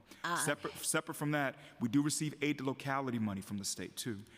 So we do receive aid to locality money from the state, Councilman Palladino. That's $412,500 was last year's aid to locality amount. Forgive me for not knowing the current amount, but that goes towards personnel. That Sure, it pays can't be for more than that. feeds into our personnel costs, and so that's a part of money that the state sends to each of the counties to support veterans outreach, as far as the state of New York. So yeah. Wow, they're so generous with this. Wow, that really knocks my socks off. The state of New York's really helping you out. That's awesome. Now I'm going to go to the city. How much does the city give you? Oh, as far as our budget? our budget? Yeah. Just shy of $6 million. Yeah. Beg your pardon? Just shy of $6 million. Just shy of 6 It's million. usually broken down 50%. So we between- have for you, off the top of our heads, easy math, 6 million from the city, $800,000 from the state. So we got 6 million. Over a few years.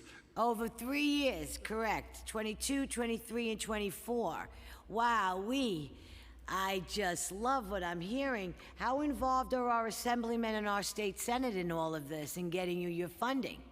It's interesting, the state perspective. They're very... Yeah, tell me about it, 'cause I don't It's the know. whole city versus state argument always, right on. And reason why the Dwyer funding was important, it was one of the first times they It's an awesome program. allowed in New York City to handle their own funding for veterans. So it's... And I just have to say, I think our emphasis has really been on, how can we work together collaboratively with our elected officials in helping to support outreach. So that's really where we've been playing very much forcefully, and that we've also signed that agreement with the Assembly as well, where all the New York State Assembly members and the New York City delegation will get our information.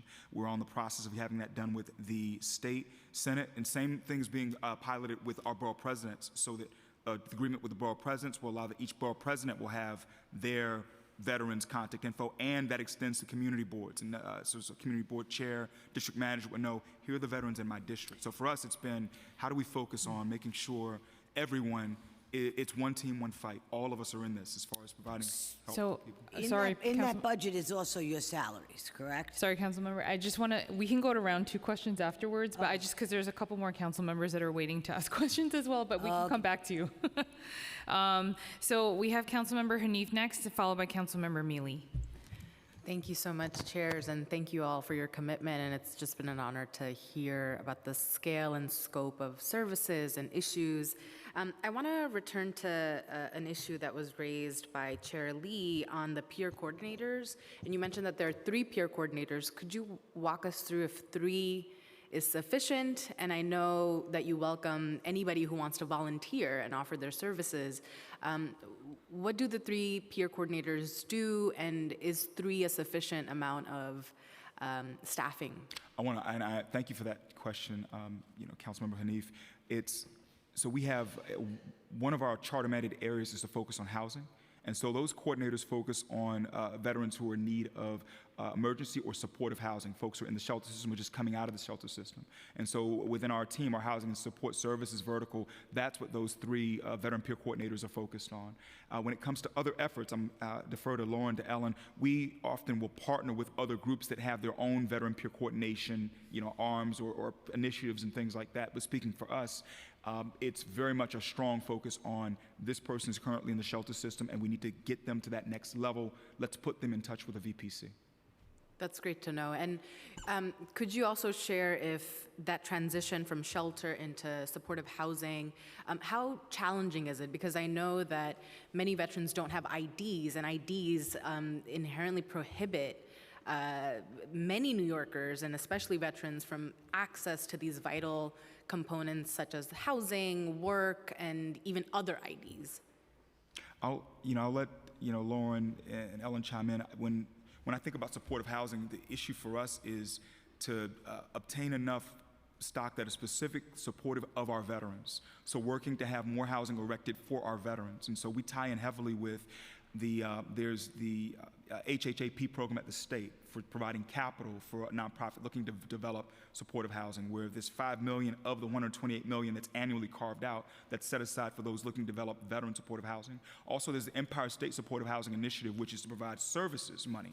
So if I'm looking to set something up where I want to provide services in supportive housing for veterans, that what we will often do is provide a letter of support for someone's application, provided that we go through the right city traps and get the right approvals. So we'll write a support letter that is accompanied in that developer's application. Also, we will have something that we send to the working groups at the state so they know, hey, look, we really advocate for these groups. When I first came in the job just before COVID, did a survey of the various supportive housing opportunities or developments that are here, we learned that there was little churn for those that are veteran specific. And we think about great partners like Volunteers of America or Service for the Other Serves or SUS or the Jericho Project, et cetera, or Help USA, that we needed to build more as far as things that are more veteran specific, and so that's where we've been focused like a laser.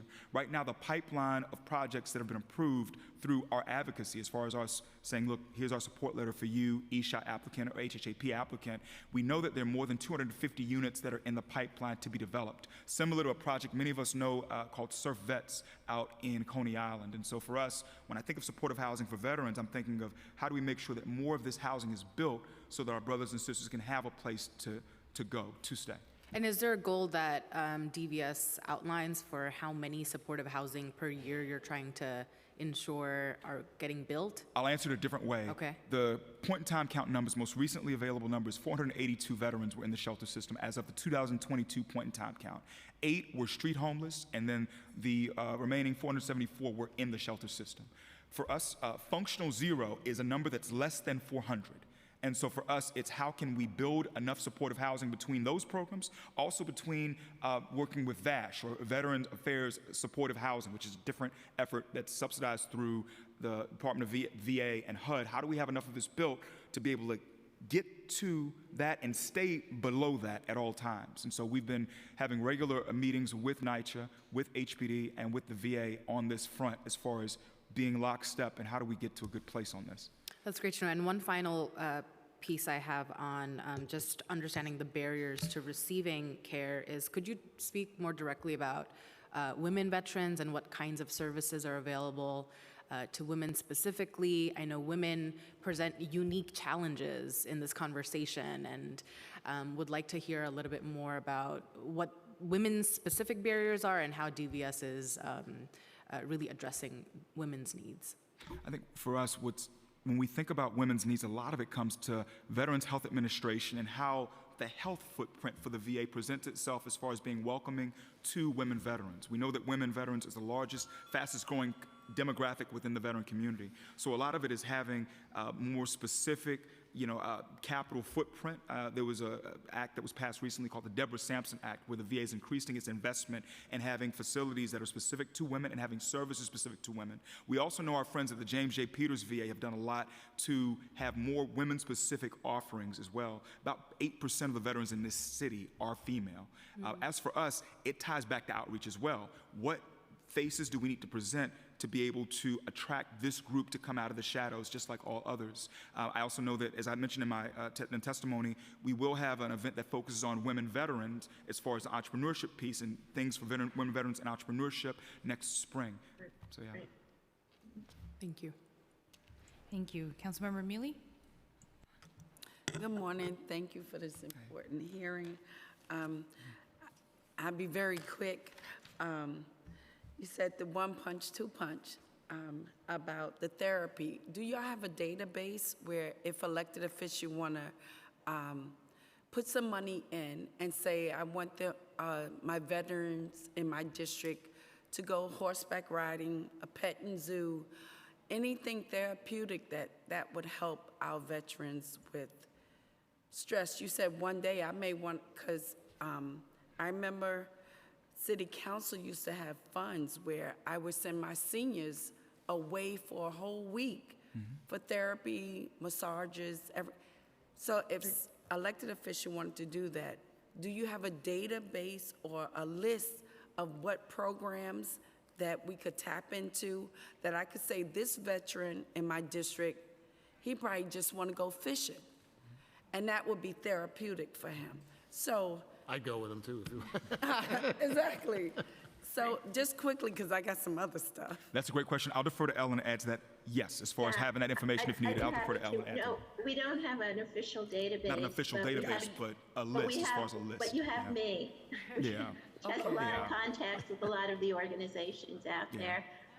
We have a whole outdoor recreation therapeutic grouping out there. So that's the Sierra Club runs that. We're certainly familiar with several other groups for equine therapy, for canine therapy that are helpful. We're really trying to develop our program for the Dwyer program, and I know that there is. I haven't gotten a fishing group to respond yet, but certainly I'm certainly aware of a sailing group that is interested in applying for funding. So we're really excited about the Dwyer program. Obviously, we'd be opening it up to all veterans across all the 5 boroughs. But if you are specifically interested, we'd be happy to work with you and put you in touch with these organizations. Thank you. You could put me on your list. That's good. Okay. And Commissioner, you said out of the shadows. What steps are being taken to reduce the stigma that veterans feel are associated with seeking treatment for mental or behavioral health conditions? Yeah, Bush. I want to let Lauren take lead in answering that. As far as I have some thoughts, but I don't want to let our executive director for care coordination and mental health to speak to that. So yeah. So one of the things that we do is we counsel each veteran that calls DVS. And we counsel them that all the services that they receive mental health wise, actually all the services they receive are completely confidential. As far as their treatment, their communication, we let them know that they won't be judged for their services. Their employers can't outreach us and find out. And I think that really alleviates some of the burden of some of the stigma that, you know, who's finding out about my treatment? How are they going to judge me? How will that affect my life? So that's one thing that we do on a personal, one-to-one basis. One-on-one basis?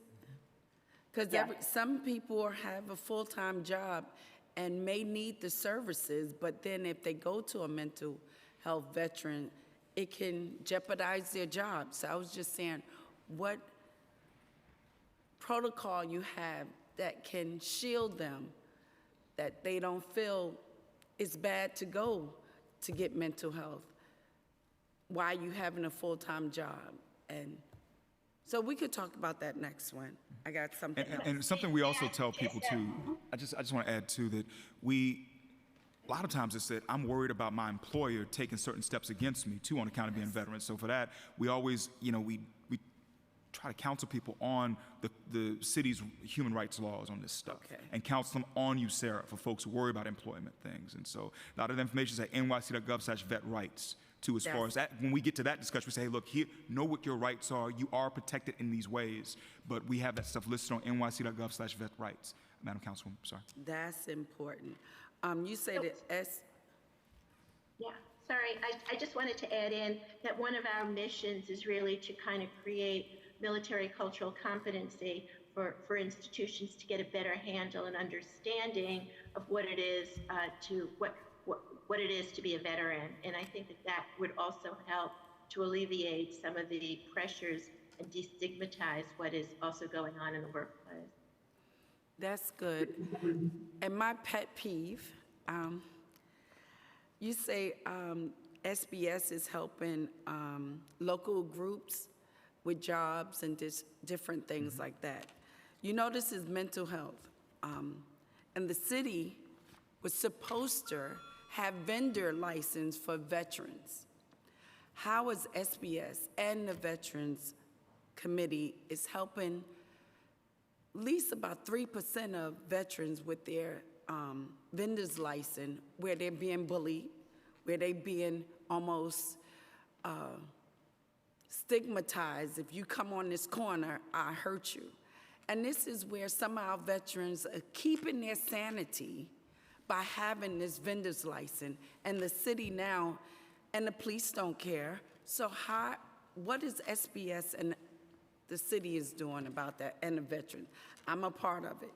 If you could help me, I will. I know the last discussion we had was about a week ago. I think it was last week or so. We had Robert Belkabir, who's one of the leaders in that community of street vendors. And the key issue with it is there are state laws that allow for veterans to do certain vending that supersede city laws. And so last discussion I had with him, he said he had positive conversations with the Department of Sanitation on this as far as what's being done, and with PD as far as, I can get back to you on that. But the last meeting we had was literally him coming to the office about a week or so ago, and we talked about what's going on as far as trying to break through and get to a point where also Oath, I have to give them favor too, because Oath has gone and said, look, we want to look any of these situations where someone did have a fine or something like that. If it's a situation where it was giving you a city fine, but you have this state license, we want to remove this, as far as remove that as an issue, so throwing that out.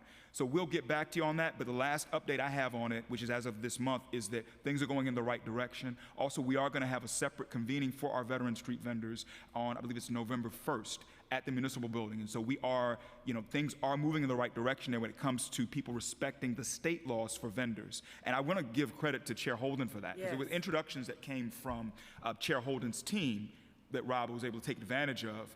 And he was the first to say, hey, I'm really grateful for the chair for helping make these connections so I can go and do X, Y, and Z. So I understand things are moving in the right direction.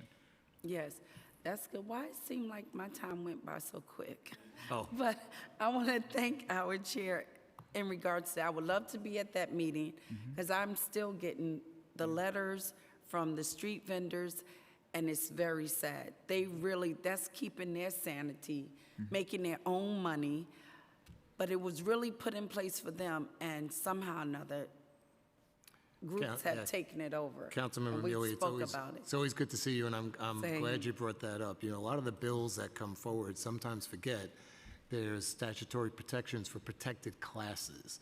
The disabled veterans vending issue is always in that part. So as Albany looks to expand vendor licenses, their bills did not have the protection for the disabled vendors. And that's where our role comes in and say, hey, don't forget, as you're expanding license, we have a protected class. So the commissioner and I and a team and the small group that we have are always focused on how to protect that very unprotected group, especially when they took away enforcement from the NYPD, because God forbid the NYPD does enforcement.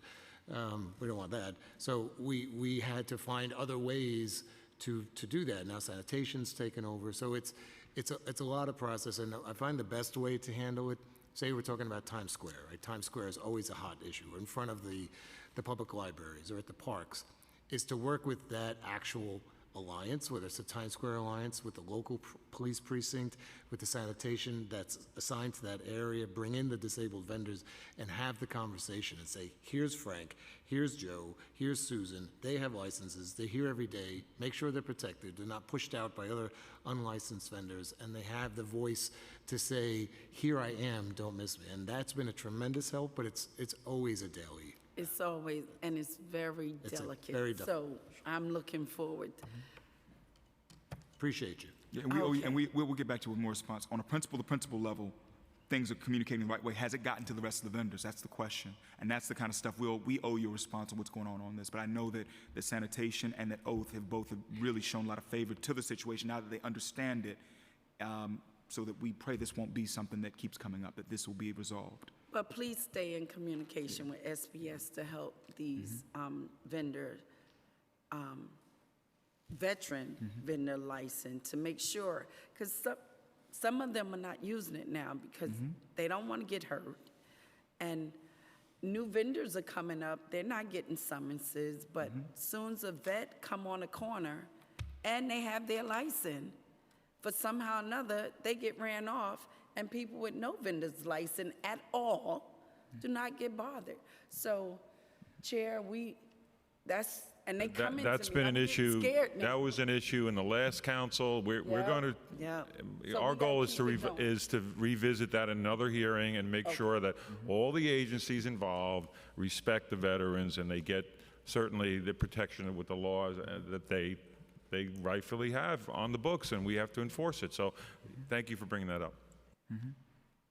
I got to acknowledge it's Craig Caruana on the chair's team who made some connections that were instrumental in this getting in its right place, just to call that out. So, yeah. Okay. Just a few more questions.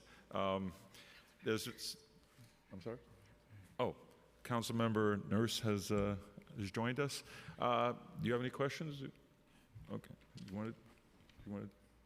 You don't? Okay. I'm sorry. Promising mental health treatments for veterans. Let's talk about that. We mentioned the animal-assisted therapy already, but there are several others, and I just want to bring up RTM, Reconsolidation of Traumatic Memories, the model for. Can you tell us the feelings, whether DVS or DOHMH keeps up to date with these new treatments, cutting-edge treatments? I want to acknowledge someone who will speak soon as far as the prior commissioner for DVS, Dr. Lori Sutton, who's really one of the key advocates for this effort as far as RTM, or Reconciliation of Traumatic Memories Protocol. Our awareness of it goes so far as helping to facilitate training of professionals in that space during the time just prior to the pandemic, as far as just trying to get more folks trained up by Dr. Frank Bork, who's an architect of it. And that was really picking up the baton from work that General Sutton had began. So for us, that's been our touch with RTM, and we know of the training. We have supported efforts to have more who are taught to actually apply it, so more of our veterans and their families can benefit. But yeah. What about DOHMH? How do they feel about the program? Sure. So we're in support of any sort of treatment that has a strong evidence base, and I think there's a growing evidence base for RTM, as well as other more creative and cutting-edge treatments for PTSD. So, you know, we don't take a position on particular therapies, but absolutely anything that has an evidence base and is approved by the FDA is something we'd want to make sure is available to treatment providers across the city. And we're going to hear about the RTM shortly, but to me, what I read about it really, it's really a treatment that could be done, I think, within 5 sessions. It's very quick, and it's worth trying. It's at least on the city level, and so I'd like to talk about how do we introduce it, how do we roll it out in the future, and experiment and put funding toward it from the city council. So let's revisit that. Also, psychedelic assisted therapy. That's another area that we should explore. These are near and dear to me, especially what I've heard about RTM. I don't know too much about psychedelic assisted therapy, but I'm sure that we try anything that can work, because we haven't done enough, like I mentioned before. Just some questions on from the administration, the Kendra's law that requires each county in New York State to establish a local assisted outpatient treatment program, AOT. On the DOHMH webpage states that New York City assisted outpatient treatment program is responsible for implementing Kendra's law in New York City.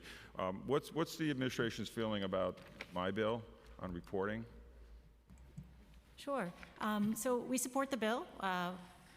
We're invested heavily in assisted outpatient treatment. We would recommend an amendment to capture the full universe of referral sources so that you can get the best possible information. Okay. Because the last administration wasn't too keen on it. I just want to let you know that. We didn't, I always like to do that, but because I did question the last administration on, because we do have people with issues, and again, it extends far beyond veterans, but we really need to really use that law, because there's several high-profile cases in New York City that they did fall through the cracks, and we have to. So I'd like to certainly talk to your team, and let's see what we could do with the bill to expand it and to really help everyone that gets into the program and help more people.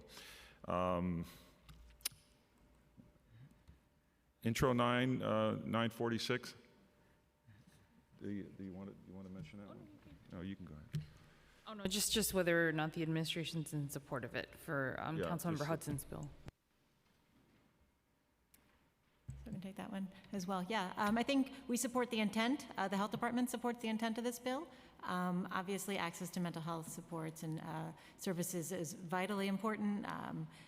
We would not be the implementing agency. We don't have a role, establishing staff roles in other city agencies. Okay, thank you. Back to the chair. Thank you so much. Councilmember Palladino or anyone else, did you guys have second round questions or? Okay. All right. With that, I think I'm going to turn it back to Sarah. Okay. Thank you, Chair. Thank you very much, members of the administration. We will now move to testimony from the public. I will call up individuals in panels, and all testimony will be limited to about 4 minutes. I'd like to note that written testimony, which will be reviewed in full by us, the committee staff, may be submitted up to 72 hours after the closing of this hearing by emailing it to testimony@council.newyorkcity.gov. Our first panel will be a mixed panel between in-person and Zoom participants. For the in-person, we have Michael Moreno and Lori Sutton. And then on Zoom, we'll have Megan Bork and retired Chief Master Sergeant Edward Schulman. We'll begin with the in-person folks once they get situated. Thank you.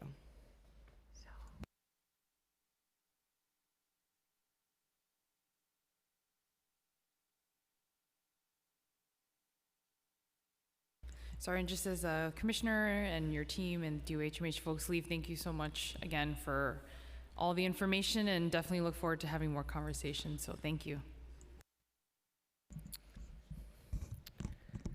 Lori, when you're ready, you may begin. Chair Lee, Chair Holden, distinguished members of the Committee on Mental Health, Disabilities, and Addiction, and the Committee on Veterans, Commissioner Hendon, honorable civic officials, community leaders, advocates, caregivers, survivors, fellow veterans, Blue and Gold Star families, my sweet Lori, allies and friends.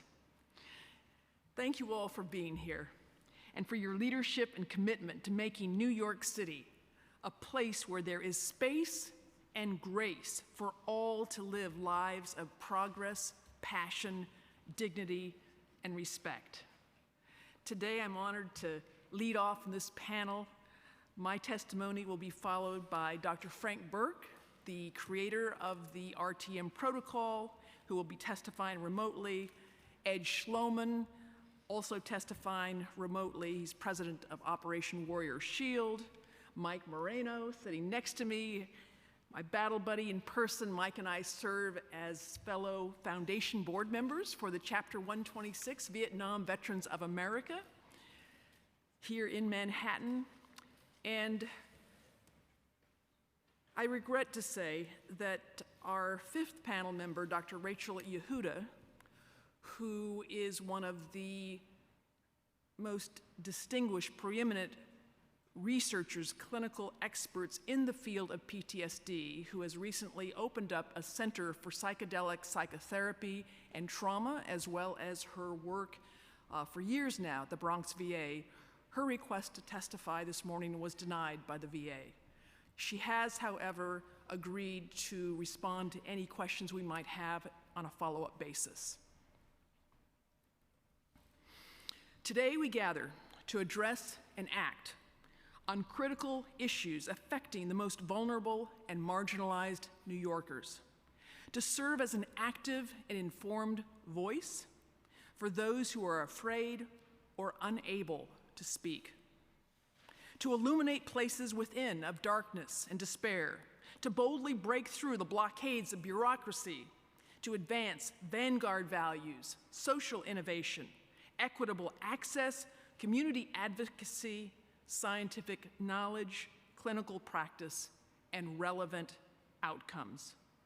To this end, I heartily endorse adoption of number 0793, requiring the creation of a mental health coordinator to assist and perform outreach for city employees, and number 0946, requiring the Department of Health and Mental Hygiene to report referrals, filed petitions, and the number of resulting court orders for individuals to assisted outpatient treatment programs under the state law known as Kendra's Law.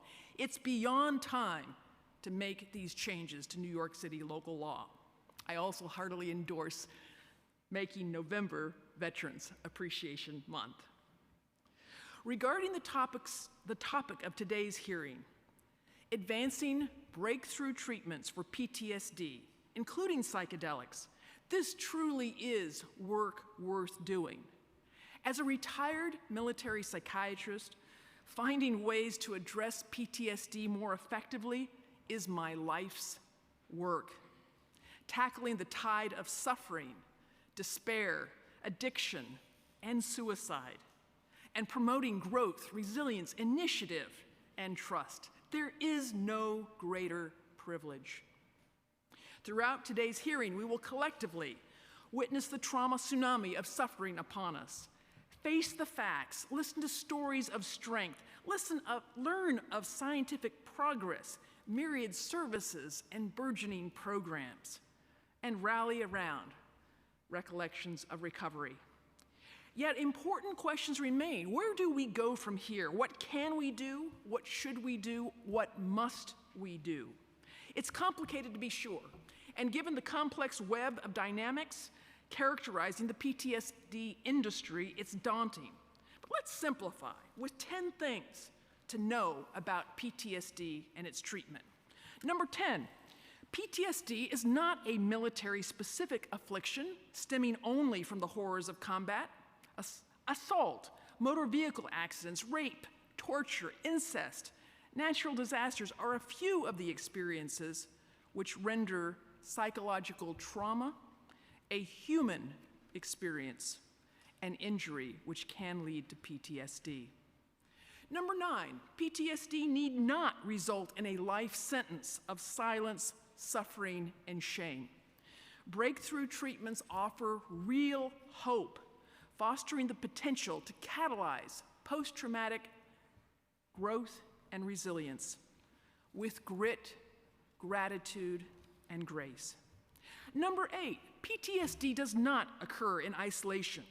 The trauma of exposure to a terrifying event, experiencing it yourself or knowing that someone close to you is threatened, witnessing atrocities occurring to others, and or being repeatedly exposed to graphic details of traumatic events, is often accompanied by sleep disruption, pain, whether it's physical, emotional, or spiritual, moral injury, flashbacks, nightmares, and tragically, all too often, deaths of despair, suicide, drug overdose, and alcoholism. Number 7, despite the best of intentions and billions of dollars spent since 9/11, the current, quote, gold standard treatments are failing miserably to meet this moment in which so many are struggling to survive. 6, tell me this. If veterans were doing well with treatment as usual, why do suicides and overdoses remain at epidemic levels? Number 5, if treatments as usual were so effective, why are up to 50% of veterans unable to tolerate them? Number 4, if treatments as usual were acceptable, tolerable, and effective, why would veterans and their loved ones advocate so passionately for psychedelics? Number 3, a growing chorus of researchers, clinicians, veterans, family members, survivors, caregivers, and allies are calling for real progress in advancing the innovation of breakthrough PTSD treatments, including psychedelics. Novel, brief, lasting, effective, and non-traumatizing. Countless lives depend on how we respond to this clarion call to action. Number 2, PTSD is real. Breakthrough treatments like transcendental meditation, reconsolidation of traumatic memories, and MDMA-assisted psychotherapy, coming soon, really do work. Early intervention prevents needless suffering, yet trauma healing can occur decades later. And speaking up, reaching out, seeking support, and demanding change is real strength. Number 1, PTSD treatment is far too important to be left to the doctors, researchers, clinicians, elected and civic officials, philanthropists, and suffering individuals and their families. All of us must summon the courage, audacity, and outrage to demand better, to harness the fierce urgency of now.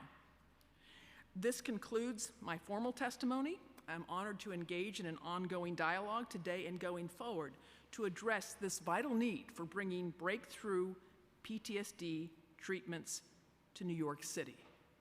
And with that, I think we'll save Q&A for the remainder of the panel, so I'm going to turn it over to, actually, I think it's Dr. Frank Burke, who is next on the panel agenda. Dr. Burke, are you with us? We can move to Ms. Moreno, and then we can circle that's back. Fine. Yeah. Let's go. I'll tell you, you're right here, Mike. Let's turn to Mike Moreno, my battle buddy. I don't know about battle buddy. What do I gotta do here? Press that button in. Okay, thank you. Well, thank you for having me here. I was going to speak about RTM. And what it meant to me and what it did to me. I wrote a testimonial, but I kind of changed my mind at the last minute and said, I want to do a post-RTM statement.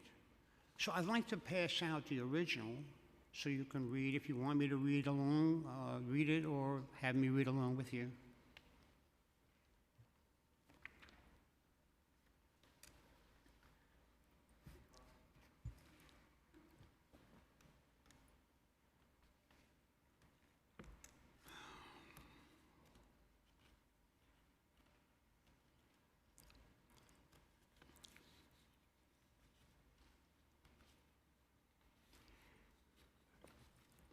Okay, since we have a little bit of time in here, I'm going to read what I just handed out. My name is Mike Marino. I always said I'm a combat infantryman. I served as a rifleman with the 101st Airborne in the jungles of Vietnam's Ashore Valley in 1969. I say I am a combat infantryman instead of I was a combat infantryman because once you have been in combat, the memories, especially the bad ones, stay with you forever. Shortly after being discharged from the Army, I started having nightmares and flashbacks. I became hypervigilant of my surroundings and avoided large gatherings.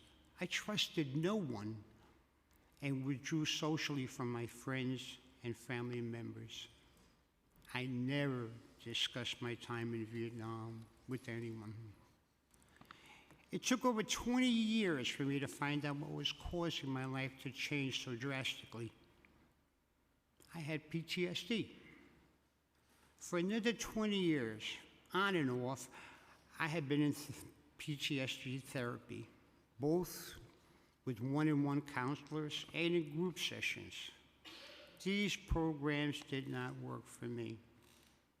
I believe that in the early days of PTSD treatment, an effective therapy was not yet developed and still has not improved much over the years. Finally, after almost 55 years, I found a therapy that has eliminated the demons I lived with all these years. It's called RTM, Reconsolidation of Traumatic Memories.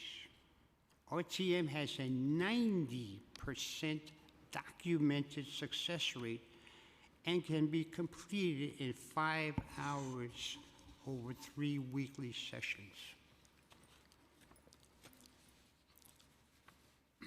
During my first RTM session, after discussing the PTSD symptoms that were causing me the most grief, I was asked to pick events from my combat experiences that troubled me the most, grading them from 1 to 10, with 10 being the worst.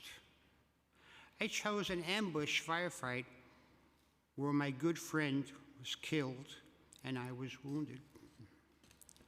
In the second session, we went through several mental exercises where I reenacted the event in the third person. Me looking at myself, watching the event unfold. We did this several times, putting less emphasis on the gory details each time.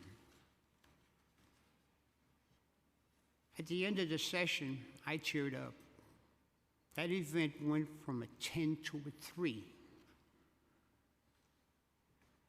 In the last session, we changed to reenacting the event in the third person. To me, watching the event unfold from a safe place before the firefight to a safe place after the fight, looking at the horrible events during the firefight as still images in a fast-running black and white slideshow.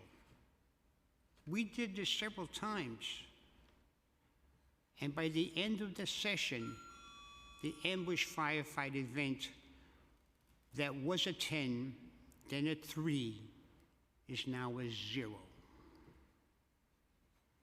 The demons were gone. I could talk about this event without anxiety, the anxiety I had previously. The most astonishing thing is that other combat events I experienced have also gone to 0. I can't explain how this happened in 5 hours. I don't know how the brain works. I now feel that the heavy burden I lived with for so many years is gone, and I can resume my life without the fear and anxiety I experienced. I want to thank Frank Burke when he comes back for developing RTM, and of course, Lori Sutton, MD, for making RTM available to me, and my counselor, Florence Maloney, for guiding me through the RTM experience. RTM, for all my Vietnam War brothers and sisters, RTM works. For all veterans, RTM works. For all first responders, law officers, or anyone who's had an traumatic experience, RTM works. Once again, my name is Mike Marino. I was a combat infantryman, and now I am back to becoming a better husband, father, grandfather, and friend. That's what happened back in February, March. And almost 6 months later, I'd like to report what's going on in my life now. It has been 6 months since I completed my RTM sessions for my PTS treatment. The demons that have been destroying my life for the last 50 years have not returned. I have not had any more nightmares, not one. No flashbacks, not one. Loud noises like the 4th of July fireworks no longer sound like incoming mortar rounds. Just a boom followed by beautiful, colorful sparkles in the sky. I'm happier now. I'm out of my protective, solitary man cave. I'm friendlier now. I'm more open. I'm looking to make contact with my old friends and meet new ones. I'm free from the demons. Am I back to normal? What is normal? Everyone's normal is different. After a half a century of living with PTSD, I'm having a little problem knowing what my normal. What's my new normal? What is it? I know I may need some help repairing the things I did wrong in the past. Maybe more therapy. I'm open to that. My new future, my new normal, started the day I completed my RTM therapy. PTSD. I consider PTSD a wound, an open wound. In Vietnam, when one of my fellow soldiers got wounded, the medics, God bless them all, came to their rescue, sometimes risking their own life. Their job was to stop the bleeding and relieve the pain. That is what RTM does for PTSD. It removes the demons. Many times, I have heard a medic give a soldier assurance that everything is going to be all right, even if it wasn't. As they put him in a medevac helicopter to fly off to a field hospital where the doctors and surgeons would treat the wound, get them healed, send them to rehab, and get them back to the world. That's healing. The second part of PTS treatment. After RTM, they may all need further counseling to stop alcoholism, drug abuse. Some may need help repairing a broken marriage or a severed family relationship. Some may be homeless. Some need to secure skills for employment. The counselor's job does not end with RTM. It's the second phase. Don't just treat PTS symptoms, treat the whole person. PTSD is not just an effective therapy for veterans. We all know that. We have a PTSD epidemic.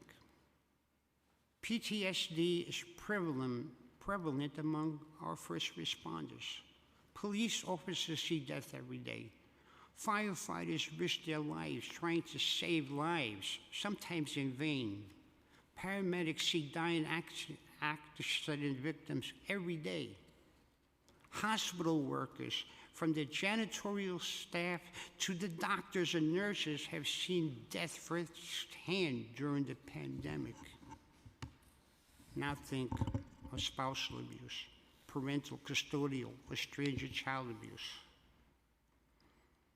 How about the teenagers bullied and gang beaten, the rape victim, the mugging victim?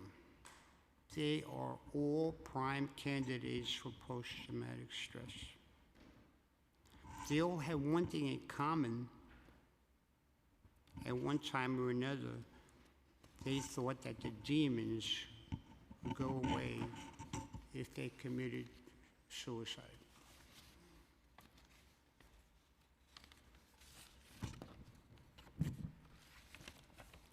Everyone in this room has the ability, the capability to get together to create a comprehensive mental health program that would benefit those in desperate need, and most importantly, save lives.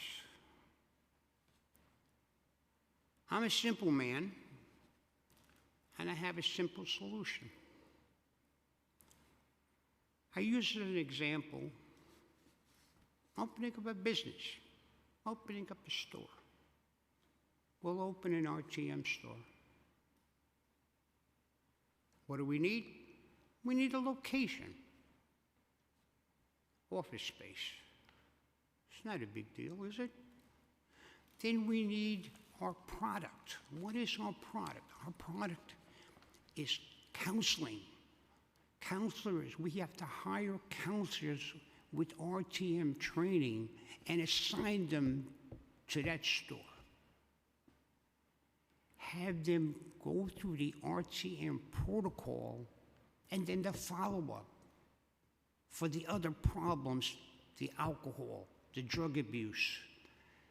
Get them back into society where they can live. And next is to get the customers. Advertise like you normally do with all your other products.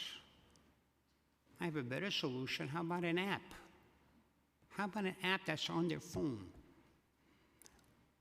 When someone wants to get help, what do? They have to look for it.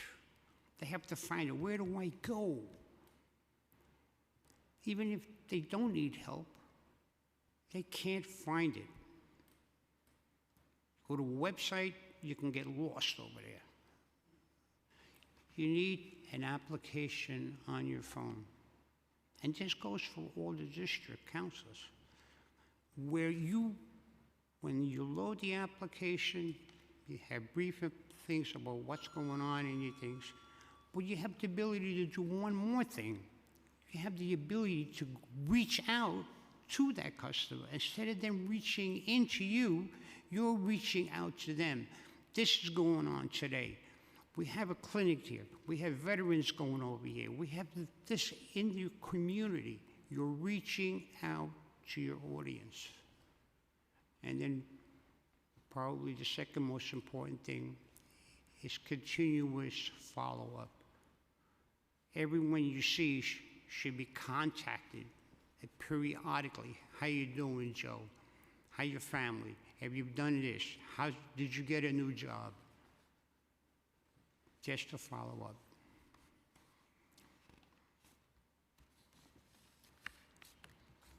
Thanks, Mike. Thank you so much. That was very moving and very encouraging. That I just like your analogy about the app. That's interesting. And I was talking it over with the communications director for Veteran Services, and I'm going to do a write-up, and share with you some of my ideas on how to reach out to the public and your constituency rather than they reach out to you. I just want to hear from Dr. Schulman. Is she, Dr. Schulman on the line? I don't know, there's Dr. Bork, he may have dropped off. There's also Ed Schloman, President. Ed Schulman? Oh, okay, Dr. Ed Schulman? He's retired Command Master Sergeant Ed Schloman. He's president of Operation Warrior Shield. I can very quickly, they may have had to drop off, but is... No, I'm here. Oh, no, here's Ed, okay. I've now been promoted from a Chief Master Sergeant to a doctor. All right, that's good. Well, to those who don't know me, my new friends here at the City Council, I'm a Marine Vietnam veteran who served our country for 28 years in uniform. And I've also seen this City Council grow from a one-man unit of a budget of $100,000 to now a budget of $6 million with a highly motivated department under the leadership of Commissioner Jim Hendon. I also have been in the trenches here for 13 years promoting assistance to those suffering from post-traumatic stress. Also helping veterans are numerous not-for-profits to address the veterans' enemy, post-traumatic stress. These organizations grow each year as a result of a veteran suicide. They also grow when a wonderful young man or woman dies in service to our country and the family creates a foundation for their loved one's legacy. My point is that help is out there, but the problem is we're not reaching the people as we have discussed for the last 3 hours. We need to bring our story to them, and each of the 51 city council members need to help do that. We need to bring our story about transcendental meditation, and of course, you'll hear more from Dr. Frank Burke about RTM, something that I am endorsing quite a bit in the near future. My foundation, Operation Warrior Shield, is honored to have been an active partner with the David Lynch Foundation and to bring TM to our veteran community. Now, after 10 years of promoting TM, we can call it a major success. Our mayor has a program coming out soon, Meditate New York City. Thousands of New York City residents and veterans have been trained to do TM. TM is out there, and we at Operation Warrior Shield are proud to have helped to touch so many tens of thousands of lives with this treatment throughout the country. In addition, we have helped the veteran community. We also have been involved heavily with NYPD Health and Wellness and the fire department. TM promotes inner calmness, clarity, and resilience. You're going to hear more about the second complementary protocol called RTM by Dr. Burke. RTM should be a partner with TM. I am asking that this committee support these efforts and ask that the New York City Council leadership to provide each of the 51 city council members a budget set aside for veterans, specifically to fund these two types of treatments, my companion canine companionship program.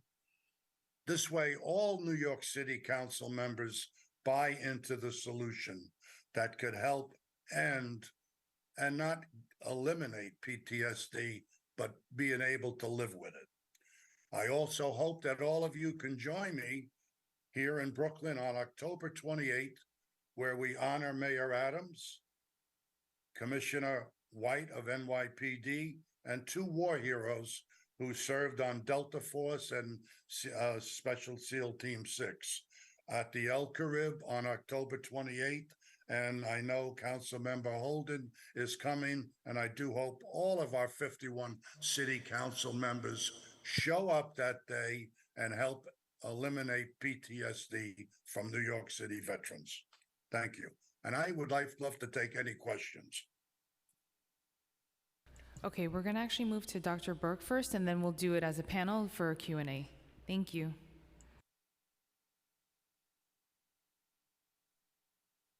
Chair Holden, Chair Lee, distinguished members of the attending committees, and all of you present this afternoon for this important topic.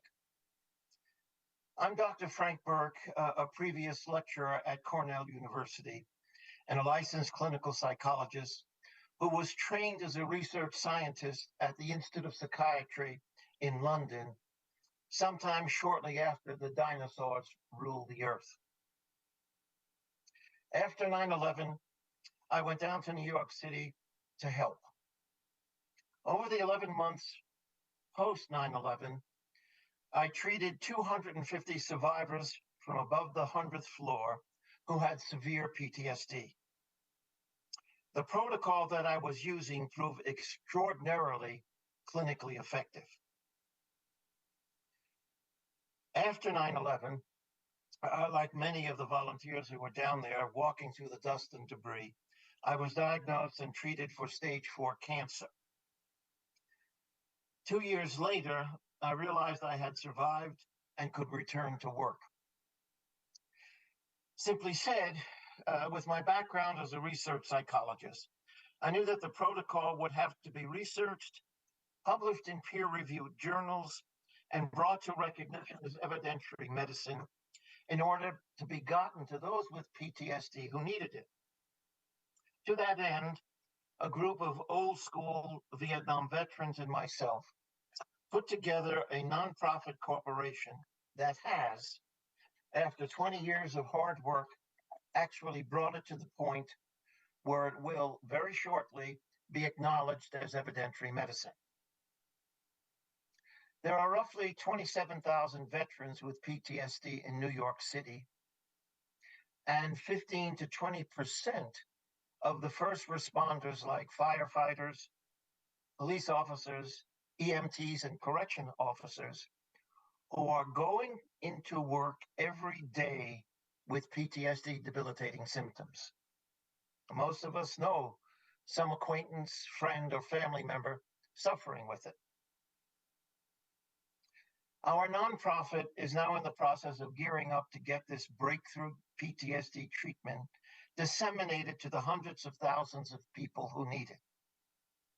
Again, simply said, while the field has spent billions of dollars researching multiple PTSD treatments with moderate results, the 4 RTM research studies completed thus far have shown RTM working 2 to 3 times better. This is not TV advertising. This is one of the breakthroughs in treatment for PTSD that we've needed for the last 50 years. We are seeking your help to make this and other new treatment options available to all who can benefit from them. I especially want to thank all of you for the time today, and Chairman Holden for your personal insights, along with Mike Marino.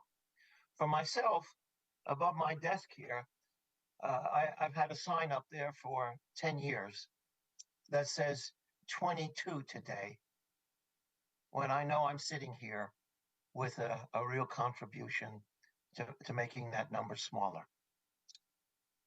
Thank you, all of you, for your help with this, and I'll also make myself available to answer any questions. Thank you. Well, thank you, Dr. Burke, and for your great work. This sounds so great. I just have some logistic questions about how do we train personnel on certainly administering RTM. I mean, that seems to be, I think, the first thing we have to do. To get it out there, we need more trained clinicians. How long? Chairman Holden. Yes. Well, we've got the protocol, what they call in the military, shovel ready, so that we can take, and we have been, we've trained over 300 licensed counselors to administer the protocol successfully, and we've measured that. And the training only takes 3 days. 3 days, and the way we do it, we don't certify someone to administer it until after they have successfully demonstrated that they can treat 2 PTSD diagnosed clients before and after, and we measure that. So that the protocol isn't just a research proven entity. We've got 300 counselors across the United States trained in using it successfully, and we're measuring that. We've also, by how shall I say, trained about 80 counselors now in the Ukraine who are using it, and we've got a waiting list of 200 counselors there in the Ukraine. As that was down at 9/11. When you're in a disaster area and you've got the numbers of PTSD in the population that are, for instance, in the Ukraine or like after Katrina, et cetera, the protocol is unbelievably effective and obvious in terms of its effectiveness. So it sounds so exciting, and it doesn't seem that it would take a large financial investment to get this launched in certainly New York City. It doesn't seem like.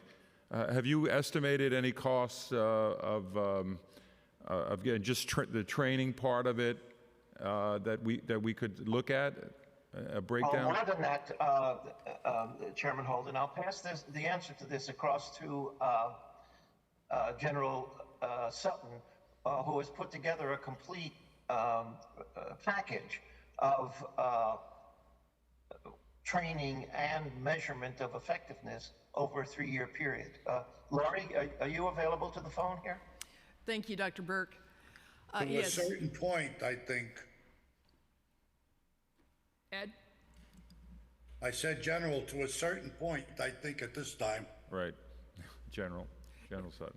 So, Chair Holden, Chair Lee, in anticipation of this hearing and of working with you and your members and the administration going forward, I do have some materials that would lay out what would be required. The training itself, it's a half-day orientation, 2.5 days of training. It can be done remotely. The treatment can be done remotely or in person. There's another additional cost for the data collection. Everything that's done is analyzed pre and post, so it can add to the evidentiary base that Dr. Burke had mentioned before, but I'd be glad to share that information with you.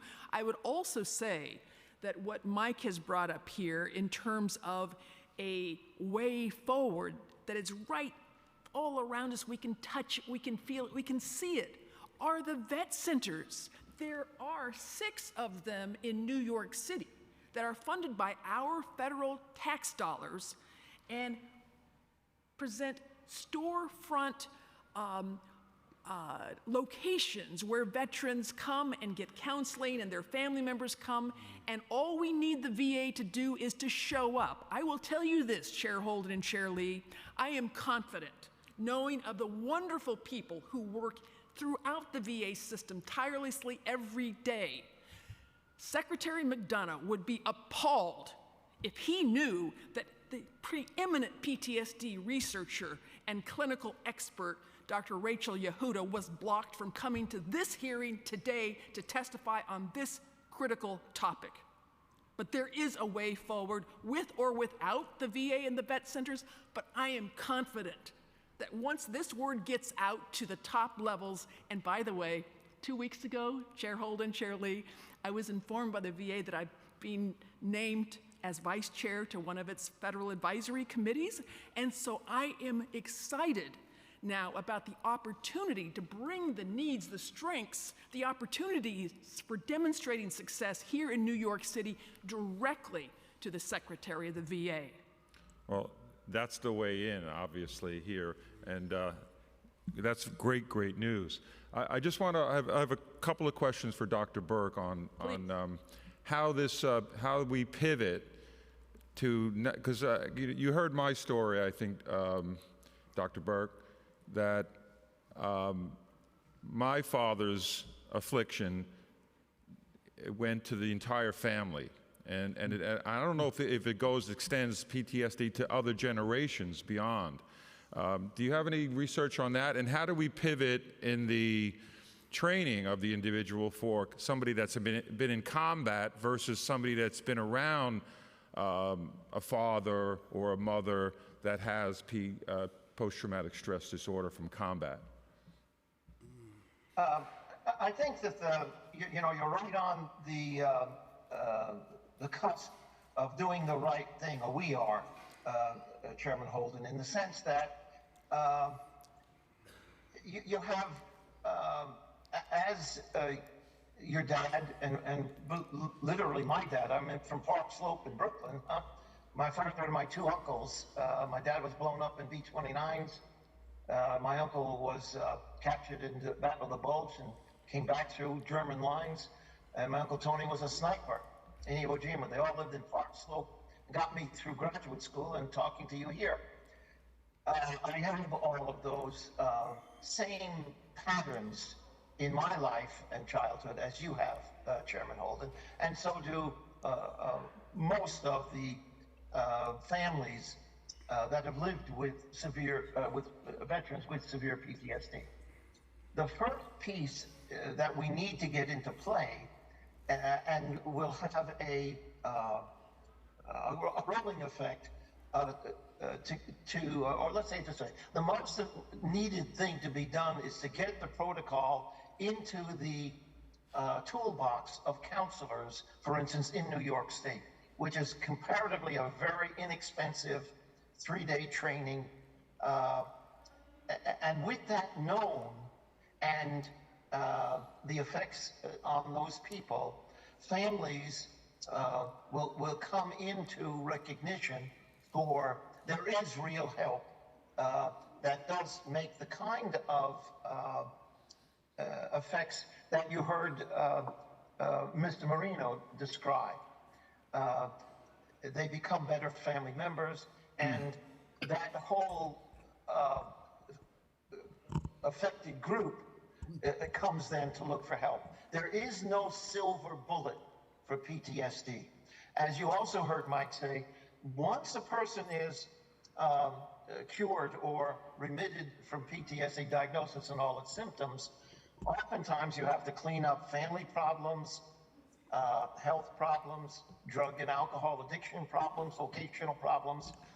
This requires a vast, as Commissioner Hendon is doing, you hear the breadth of the programs that he and Ellen and his team there are putting together. New York City is, I'm really proud. I'm 80 years old now, and I drove a cab in graduate school in Manhattan. I know the city, I know this problem well, and I am just enthused as hell, forgive my French, in terms of where this thing is going in the city. I think New York, both the city and the state, have the opportunity to model this for the country. And I'm, forgive me for being, I know you're asking for more concrete stuff in relationship to the families, Chairman Holden. I believe that has to follow getting the protocol out to those diagnosed with PTSD, a number of whom will be the children and family members who have lived with veterans with PTSD. My dad loved me dearly, but let me tell you, there were times in my childhood when my father was not my father. Well, Frank, we have handled this situation with families in the TM process. We always felt that the partner especially would learn TM at the same time because they get through it together. My wife and I practice TM every day for the last 13 years. And I believe we're going to use that same philosophy as we put a plan together with our group that we will present to Commissioner Holden and others in about a week.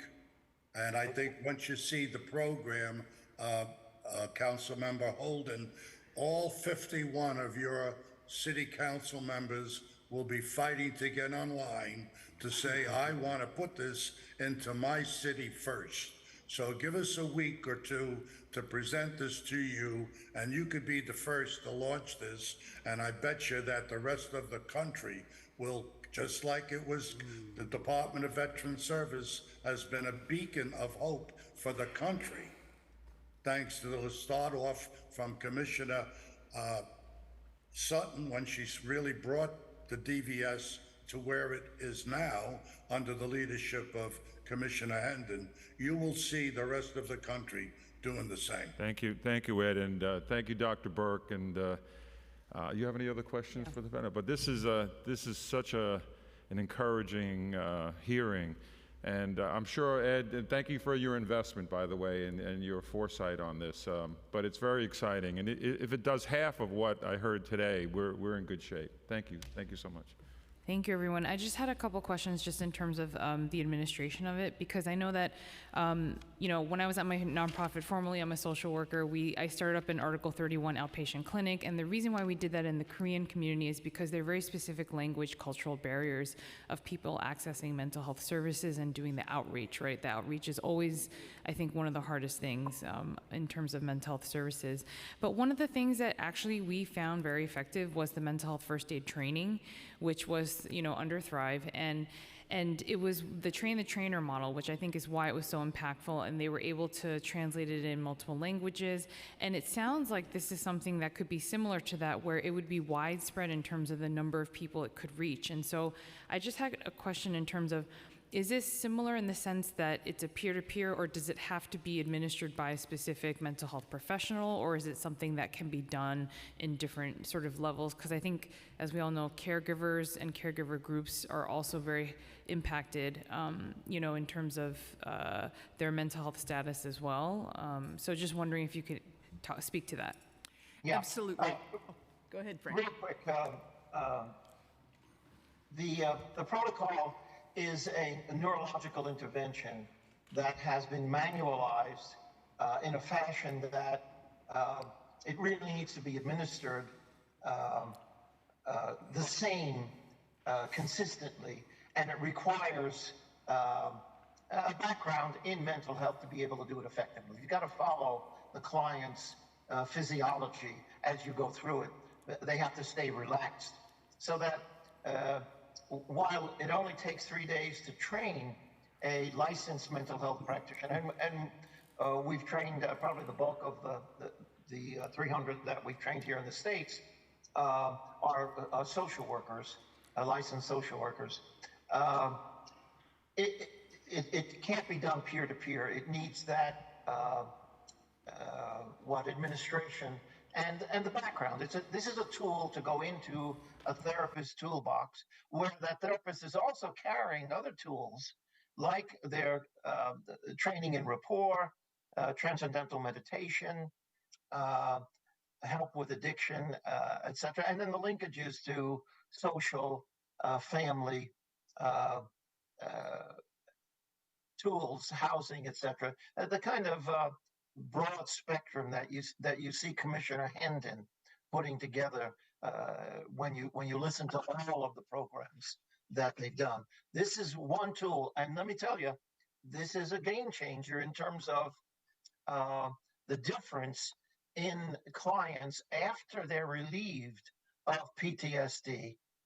The other treatments for drug abuse, family problems, etc., are much easier and more effective to be accomplished.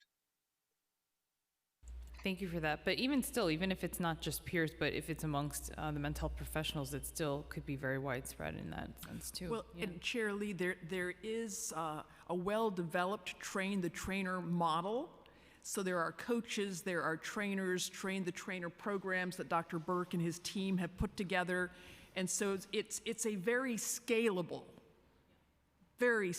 intervention, and in particular, social workers, licensed professional counselors, marriage and family therapists just take to this so naturally and effectively. I just asked Mike if I could just offer one little vignette of my experience with him this last year on the foundation board for Chapter 126 VBA. When we started our deliberations, Mike was that guy whose Zoom background was a photograph of his bunker fighting position in Vietnam. And over the months, as we talked about what was going on and what we could do, and I think I mentioned, Mike said, you know, Doc, PTSD isn't treatable, it's not curable. And I didn't take issue with him. I just said, well, this is just something, a tool in the toolbox that has been very effective for many, but I'm not going to fight with you, Mike. A few months later, when Mike said, Doc, I want to get RTM, and he has told his story. And I've never said anything to you about this, Mike, but the very next foundation board meeting, Mike's Zoom background photographed now, no longer his bunker fighting position, but now a beautiful photograph of the 55 Water Street Friends of the Vietnam Veterans Memorial. And I think that just says so much to make the point, no longer living the trauma in real time, but now it's an important memory that's honored and cherished. You don't know me, you know, before January, maybe just January or February before I went into treatment. I was kind of a miserable person. I mean, I had a lot of baggage. I didn't trust anybody. And that was the biggest thing. I don't trust people because I've had experiences in Vietnam where some officer wanted to send me up a hill and I said, we shouldn't be going that way, we should be going this way. And they put you in danger, you know. So I would say that also the pandemic had a lot to do with it. It kind of reinforced some of the things that were going wrong. Although statistics say that there were less suicides than that, but I don't understand that one. But aside from that, the treatment was, I mean, the treatment itself was so well done. I mean, a question that leads into another question, and you feel at ease. You're not pressured to anything. All the therapy, the cognitive therapy, you're reliving these things because the thoughts were the more you visit this bad thing, it'll go away. No, it doesn't go away. The nightmares come up without any signs. The therapy does work, and I'm still amazed at how in such a short bit of time I don't have those demons anymore. Yeah, Mike, what else did you try though before that? That you tried other... Well, I was, my first therapy was when I first found out about it. Matter of fact, I found out about it public access TV. They're talking about something called stress that used to be other words in the Second World War, battle fatigue or whatever it was. I went to a Red Cross outreach center in Brooklyn, and I had a counselor. We went through counseling. One day a week, I was down in the office. I worked at 55 Water Street, and I went across to Brooklyn, and, the therapy was totally different. It was like you ask a question, and they would ask me a question about all kinds of things in my life, and then I would answer it, and then they would say, well, why did you answer that question? Would you think about this? So, it was constantly things, and when serious issues came up, or, what was it like to see someone dead, or whatever, and why did you feel that way? And it was kind of questions, and all it really did was teach me what the symptoms were, why I was hypervigilant, why I didn't trust anybody, why I didn't want to be this. So until RTM, I was able to cope with some of the things, not the flashbacks and the nightmares. Those I couldn't control, but I could control some of the things with trust. I do different things to feel my way around a person. Should I trust this person? Feed them a little bit of information, see what they do. It was hard for me to do that, but I was coping. I was coping for many, many, many years. I was withdrawn. I hadn't talked to some of my old friends in 20 years. I mean, it was affecting me. There are other veterans I know that are in much, much worse condition. They don't go out of their house. They have food delivered. Those guys who are retired, my veterans. But I'm lucky. My demons are gone, and I'm back to my new normal. And I'm happy, and I think RTM was the solution, and I cannot say anything more to you that it has to be brought out.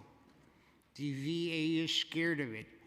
The therapists think they're going to lose their job. They're not going to have any more, nothing to do once they consider this the cure for post-traumatic stress disorder.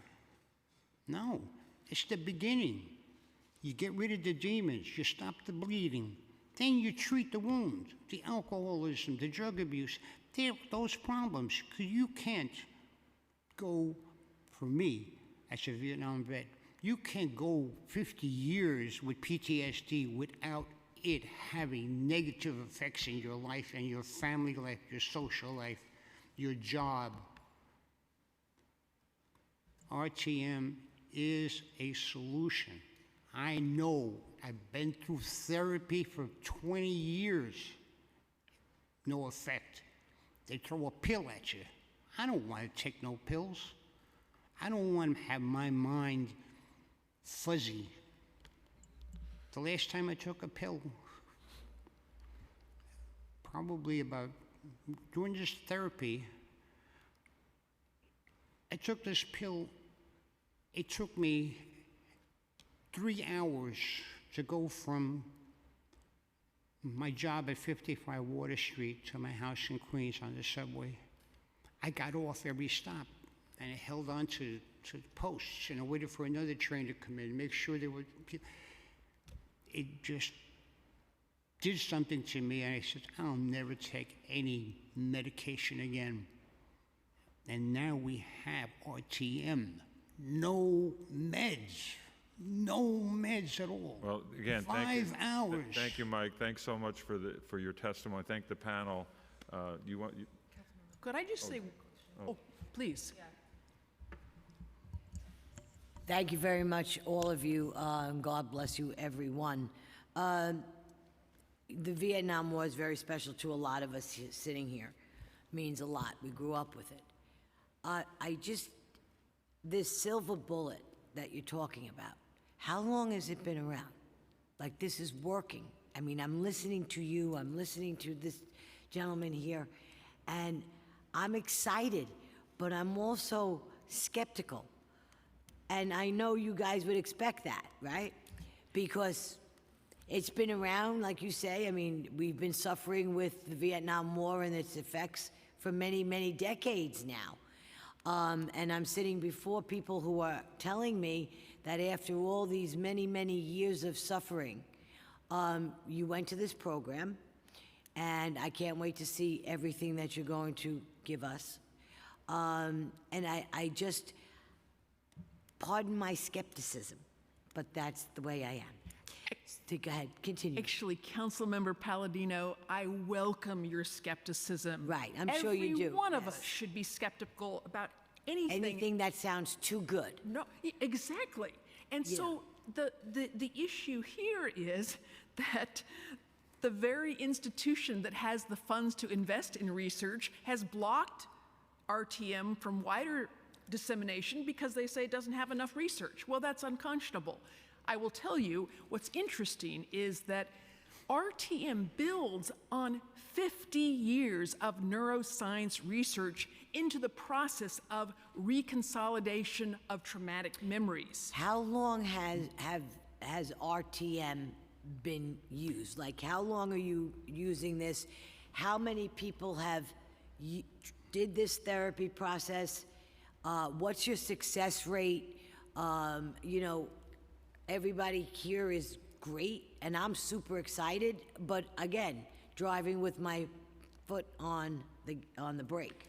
So, go ahead. Councilmember how long has it been Palladino. around? Yes, so as Dr. Burke mentioned, he had gotten his PhD in London decades before, late 60s, early 70s, and had been working with a protocol on phobias. Right. When he was called back to his hometown right after 9/11, and he had these 850 survivors whose offices were above the second tower. Yes, I heard. 250 of whom had florid PTSD.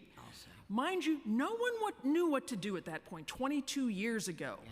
And so he thought, well, surely I can adapt this protocol that's been so useful for phobias, perhaps I can adapt it for PTSD. He found, even then, 22 years ago, 50 to 55% success rate in remission of symptoms and diagnosis, better than what we have now in the Gold Star treatments. And as he said, sadly, because of the exposure, he developed stage 4 cancer, but happily he fought his way back and continued to hone this protocol, working with his colleagues. And by the time I met Dr. Burke, which was 2010 when I was still in uniform, he had just been turned down by the military. He assumed, wrongly as it turned out, that the military would be happy to know about his work. But as he was told by the chair of the PTSD research program, who walked him out to the parking lot, patted him on the back and said, Dr. Burke, you know, nice work, but we couldn't possibly support your research. We've already put over $1 billion into PTSD research. If we now supported something so quick, so effective, non-medication, we'd all lose our careers. Dr. Burke, I know that happened, one, because Bob Saluso was with Dr. Burke, eyewitness, and Dr. Burke, within a day or two, found out about my program with the Defense Centers of Excellence, came to me distraught over what he had experienced. We now regularly, these 4 studies that Dr. Burke mentioned, which have, you know, really largely Vietnam veterans have stepped up to the fore. New York State American Legion, by the way, you all mentioned need to communicate more clearly. Check out the September National Legion Journal this month, cover story on RTM. Check out what I've given you in your supplementary materials. Yeah. You know, our very own Gary Trudeau here in New York City. And this is this op-ed that was published in July in the Washington Post addresses the very skepticism that you're talking about. Sure. I mean, you have to, I know you expect to hear, you know, because whenever, this skepticism, because we all want a quick fix, right? We all want to figure this out. We all want to, it's going on too long. And like you brought up, I mean, it goes from the wars, 9/11, anybody who's dealing in today's world has got some sort of something. Now, is this strictly for the severity of what these gentlemen and women are facing? Or can this also be applied to what we have here in our basic mental health issues that the city is having? And you mentioned about a storefront, you mentioned about funding. So are you a 501c3? Like, how do you get funded? How are you looking for funding? So Dr. Burke runs the 501c3 Research and Recognition Project, headquartered out of upstate New York. I'm an independent special advisor pro bono for that initiative. Right. They have also, R&R Project has licensed the training rights in the U.S. to an organization, an LLC called PTTI, Post-Traumatic Training Institute. Okay. And then in London and now in 5 or 6 countries around the world who are now working to develop countrywide training institutes. It's spreading rapidly. But here in the United States, the biggest issue in the veterans community has been being able to work with the National Center for PTSD and to get this tackled and tested on its merits, which to date has not happened. Now, I would just say one other thing. The committee members here have talked about veterans and their eligibility for VA care and the relatively low number who actually access it. You're going to hear from Coco Culhane here in a few minutes, and she's going to be able to tell you the most recent work that her legal team is doing in this area. It's vital work to get the eligibility for those who have either been wrongly diagnosed or they had misconduct or whatever it is that they've had, or LGBT, that's a big one as well. She will give you the latest on that, and there's great work that she has spearheaded here in New York City.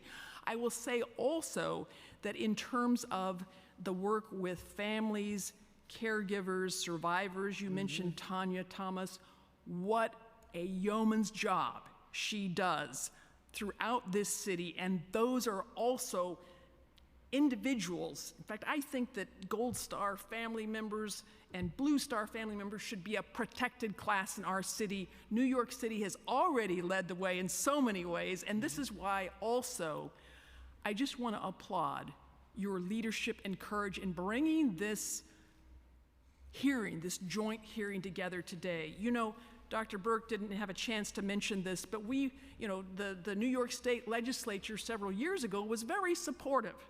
But what happened? 2 years ago, there was an all-Republican bill that couldn't get any Democratic support. This last session led a little late in the session, but Senator Adabo, he's the one who said, you know, maybe next year we can get there. We can't get there now, but go talk to Chair Holden, and here we are today. And I look forward to making this not only an all-of-city, but an all-of-state initiative that can lead the way across this country. So thank you again so much for your leadership and conviction. I have to go, but thank you so very much. Okay. No, thank you so much to And this I'll make panel. myself Thank available you. No, I anytime. appreciate. I really do. And like I said, I could never be more grateful than to my heroes of the Vietnam War. And for those, yesterday was Thursday was National POW Recognition Day. Yes. So I asked everybody. And the wall is coming to New York City, so don't miss that either. That We're was blessed. a special day. All right. Thank you, everybody. Thank you very much. Thank you so much to this panel. We're going to move on to our second and last panel. It will be Beverly Johnson, Coco Culhane, Linnea Vario, and Joe Bello. We'll also go to Eileen Marr on Zoom after. But for now, we'll start with the four in person.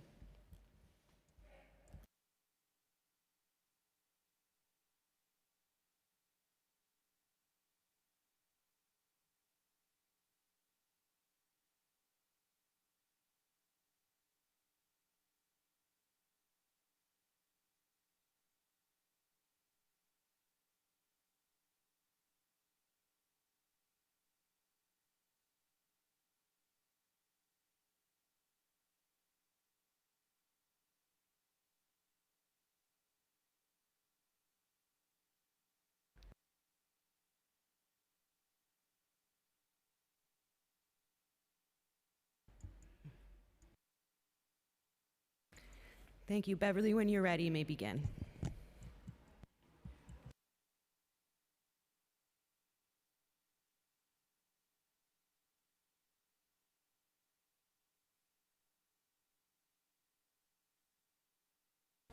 Oh, you just have to push the mic on. Chair of the Committee on Mental Health, Disabilities, and Substance, Councilmember Crystal Hudson, primary sponsor of the bill, and council members. My name is Beverly Johnson. I'm here to ask for your support for Intro 946 2023. The bill Intro 0946 2023 creates a mental health coordinator in each city agency. Hiring a mental health coordinator is to inform city employees about mental health support and services that are available to them. I speak from experience. I resigned from my position at the New York City Hospital because I became overwhelmed by the environment of aggression and harassment. I reached out to Human Resources. It helped briefly with the transfer, but the situation was never resolved. And so overwhelmed and stressed, I resigned. After this, I came up with this bill to help city employees get the support they need. Work is part of our DNA and our therapy. Work gives us a sense of belonging and appreciation for our contributions and makes a positive difference in our lives. I believe if there was a professionally trained mental health coordinator available to offer support and outreach, I would still be employed there. Better workplace outcomes will be achieved with supervisors and employees made aware of and can take advantage of mental support and services that are available. My experience is not uncommon. The need for this information is important for all employees dealing with the stresses and the complex interactions in the workplace. This proposed law could help many employees remain in the workforce.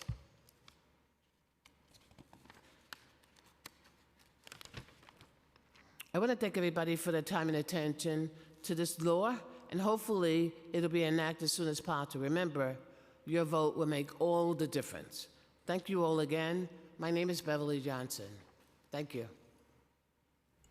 Thank you so much. And thank you for coming here and waiting so patiently and sharing your personal story. And it's such a great example of how, legislation comes from the community. And, hopefully we can take your personal experience and what you've been through, which was unfortunately a negative situation, and turn it into a positive. And hopefully many more people will benefit. But I'll reserve questions later. I just wanted to mention that before we went on. But thank you for being here.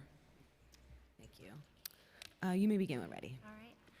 Good afternoon, Chairman Holden, Chairwoman Lee, and members of the committees on veterans and mental health, disabilities, and addiction. Thanks for holding this hearing today and for the opportunity to testify. I'm Dr. Linnea Vario. I'm a clinical associate professor in the Department of Psychiatry at NYU Langone Health, and I'm testifying today on behalf of the Cohen Military Family Center.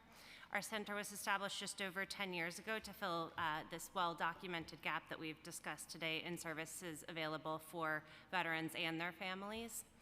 The center provides free mental health treatment for families who are experiencing the long-term effects of all phases of military service, and also includes treatment for co-occurring substance use and mental health disorders.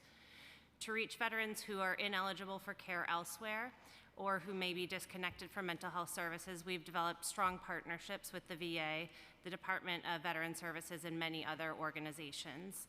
The sheer number of individuals served demonstrates the necessity for public-private partnerships in order to meet the needs for the veterans and their families in our community. Central to the mission of the MFC is decreasing barriers to high-quality, evidence-based care for our nation's military families. Veterans and their family members are seeking mental health services at a higher rate than ever before in the last decade of our operations. This sharp increase in demand for our services has resulted in struggles to meet the demand and ultimately a wait list for services. We applaud the Council's effort to improve coordination of mental health services. However, we also see a greater need to create more treatment opportunities through funding of direct services. For example, we currently have a wait list for our City Council-funded traumatic brain injury program, which I coordinate. The funding from the Mental Health Services for the Veterans Initiative remains the sole source of funding for our center's TBI program, which provides much-needed evaluation and rehabilitation services for veterans with TBI, many of whom also struggle with co-occurring substance use disorders. Our center is equipped to work together with the community to address the ever-growing needs of veterans and their families. We hope the Council will further invest in the veteran population, and we urge the Council to consider further supplementing citywide capacity to meet the ongoing demand for support services for veterans. Thank you again for the Council's past funding for the Center and for the opportunity to testify today. Coco, you may begin when ready. Hi, I'm Coco Culhane, the Executive Director of the Veteran Advocacy Project. And our mission is to provide free legal services to veterans and their families who are living with the effects of trauma or mental illness. So I wanted to just echo what some people have already said today about, the importance of these resources and how many people can't actually access them. Just looking at the committee report from today, there's a lot of really great things listed, but service animals, right? The VA doesn't actually pay for dogs for veterans with PTSD. If you go and look, so the whole site says how great they are, and then the National Center for PTSD website says there's not enough research. So it's things like that, or the caregiver program. There are 19 million veterans. There are less, I think, about 40,000 who are actually eligible and enrolled in that program. You know, the justice involvement, the legal services organizations that were listed are fantastic and so important on the civil side. None of them provide criminal defense services. So I think part of this is like a military-civilian divide. I myself am only a civilian.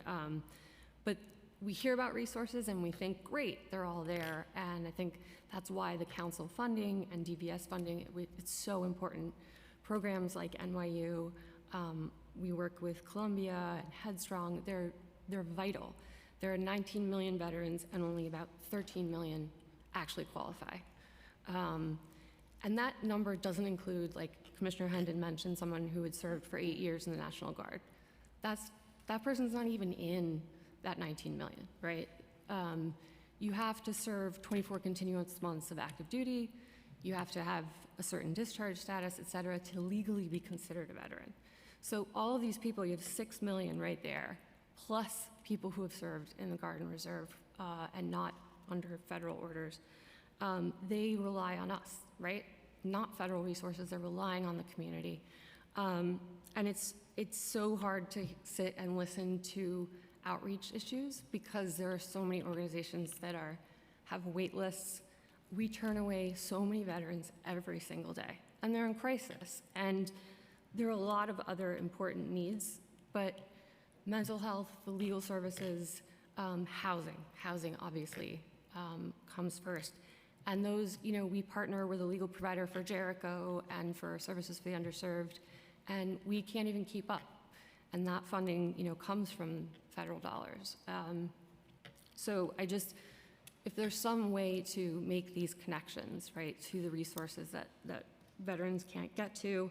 And then finally, just because this is my drumbeat, is veterans with less than honorable discharges. Their suicide rate is nearly 3 times as high as other veterans. And New York City has put together what I think is a first of its kind in the country program that funds legal services for these individuals. And I would just urge that support continue. It's so important. Right now we have 437 veterans, and about at least 200 of them are just on a wait list. And hoping, we've had people move to New York to get services, right? So just hope that that population does not get left behind, because New York has said that they're important, they matter too. The VA's new, will pay for emergency care for any veteran. It does not include those individuals. If you were discharged by court-martial, you don't get that suicide prevention coverage. So places like NYU, Community Healthcare Network, they're vital. So I just hope that those things continue to be supported. Thank you for your time. Thank you so much. Joe, you may begin when ready. Okay, thank you. Good afternoon. My name is Joe Bello, Navy veteran, veterans advocate here in the city. First and foremost, let me say I support Intro 946, Intro 793, and especially Reso 581, which was requested by the Bronx Borough President as a resident of the Bronx. I think that's a great Reso, and I'd like to see it get passed. So I'm very happy about that. I just wanted to be clear as well, as a veteran. We talked a lot about mental health and a lot about other kind of issues and programs. Not all veterans are damaged, and I think that's important to be said, that not all veterans are damaged. Some of them do come home with transitional issues, particularly if they do come back at all. As we've seen in New York City, we've had a drop in veterans. So I just want to make that clear. There are those that do need help, but as we move now outside of Iraq and Afghanistan and are moving forward into the future, some that are coming back are not damaged. It's more towards transitional issues. In regard to, we talk about DVS and its funding. I think we also need to make clear that, the mayor just announced last week, roughly 15% cuts.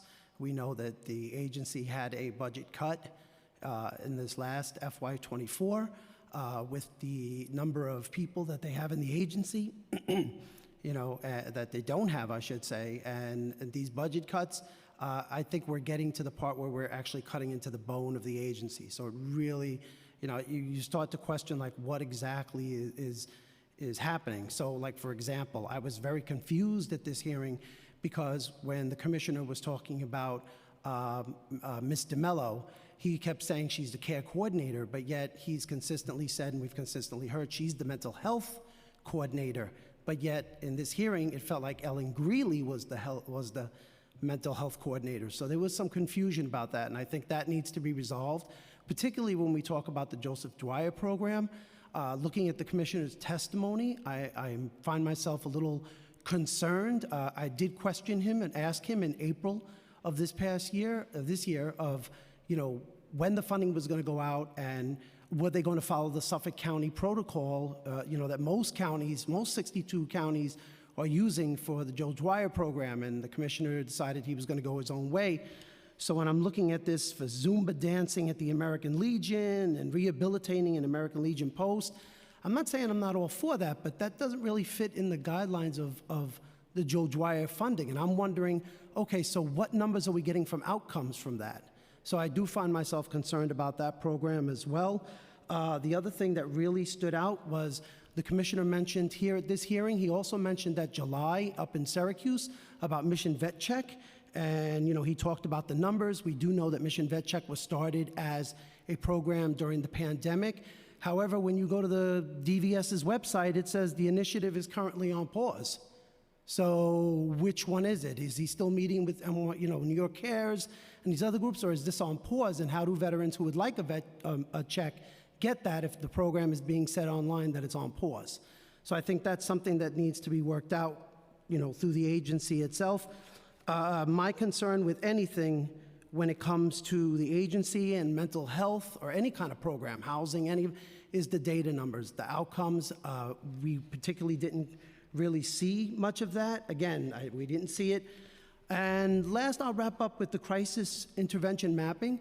The problem with that has been DVS has announced it and they'll put it out, but historically they've put it out, and I can only speak for the Bronx, they've put it out like in June when most veterans are either on vacation, at a convention, or away. And subsequently, the veterans that have come back when we were all talking have said, I didn't go. I didn't go. It was only a handful of vets there. Nobody really went. So we're not really, I'm not seeing any numbers in terms of how many people took this crisis intervention mapping, how many actually, got through the program. So again, I would like for the commissioner and the agency to clarify who's doing mental health, what outcomes they're looking to get from these items.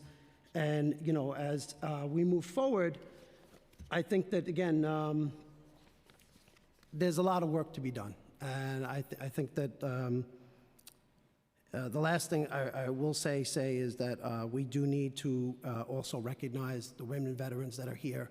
Most of them do not identify. My wife is a veteran as well. And, it's through my advocacy that everybody kind of knows she's a vet, but she really doesn't, other than what she works in. So, there are a lot of women vets out there who just don't identify. They've taken off the uniform, they've walked away. And so, we definitely need to do that. And the last point I wanted to make is with the veteran vendors. There has been a falling out. The commissioner has said that he talks to Robert Belkanier, which is great, but Robert doesn't talk to the rest of the group that we used to meet with Councilman Holden. So, subsequently, we don't know what's going on. We're actually dealing with a issue right now with a veteran vendor who actually had his license, which was expired, used by an entity, and wound up with tickets from the sanitation department, and now has to go to court this coming week to pay over almost a $3,000 fine for a license that he did not renew and expired back in 2019. So, there are a lot of work around some of these issues. Thank you. Thank you so much. We're just going to go to our last panelist, and then we'll open it up to see if the council members have questions. So Eileen, if you're on Zoom still, you can please accept the prompt to unmute, and you may begin your testimony. Okay. Can you hear me? Yes. Okay. Good afternoon. My name is Eileen Marr. I'm a civil rights union leader with Vocal New York, a social worker, therapeutic and companion animal trainer. I'm a woman who was formerly incarcerated in New York City and New York State, and I come from a family of military veterans. When I was detained and incarcerated, I resided with and worked informally as an educational tutor for my fellow detainees and incarcerated women. I was saddened and frustrated by the amount of women I was with who are U.S. military veterans of both Iraq and Afghanistan wars, who suffered from severe PTSD, other illnesses, which due to scarce or non-existent services had begun to self-medicate via narcotics, alcohol, and self-harm. And yes, experienced in some cases and acted upon suicidal ideation. Many women also ended their military careers with debilitating opiate and benzodiazepine addictions following injuries they were over-medicated or poorly medicated for. And as you can surmise, many or all of these untreated illnesses directly led to their incarceration. Rather than treating illnesses and injuries they received while defending our freedom and country, all of the veteran women expressed the fact that services were limited and not limited, and that they were criminalized for this. This is shameful, and not only affects them, but their children, their families, and communities. As Councilman Holden bravely expressed from his own family experiences. Every veteran or military service should not experience a single barrier to services, including research and use of psychedelics, MDMA, and ketamine to treat PTSD and other illnesses, such as effects from Agent Orange and the like. Earlier, I mentioned I am a companion and therapeutic animal trainer, mainly dogs and cats, but also other legal animals such as birds and reptiles. The therapeutic benefits a companion, quote-unquote, pet can offer someone experiencing mental and physical illness is insurmountable. I say this as someone who suffers from PTSD, clinical depression, and I've experienced self-harm, which I'm in recovery for. And with that said, if an unhoused veteran has a pet, especially dogs and cats, has chosen to keep that pet with he or she, there shouldn't be no barriers to he or she keeping that animal with them so they can confidently seek out and receive services, especially housing, even if said animal is not technically certified yet. My late grandfather was a World War II veteran who served in the China-Burma-India theater and suffered from mental health problems. Our dogs, our pet dogs, brought out a joy and calmness in him like nothing else could. I hope and pray that all of these bills introduced today are passed quickly. They, as soldiers, were there for us. We must be there for them, ensuring health and mental health services, supportive housing, and not criminalizing and incarcerating their mental health illnesses and treating and caring for them. Thank you. Thank you, Linnea, for that excellent testimony. I could attest to how dogs and cats or animals, even horses, could comfort somebody with post-traumatic stress. You know, as somebody who had pets in my family for our entire lives, it did calm everyone. So and you're right about the barriers. I'd like to talk to you about possible legislation to remove those barriers in housing and so forth for our veterans. So let's talk offline after the hearing. At one point, you can contact my office and we could meet and talk. Thank you so much. I just have a couple of questions for the panel that's present. NYU, which I support, and I tried to get additional funding in the last budget.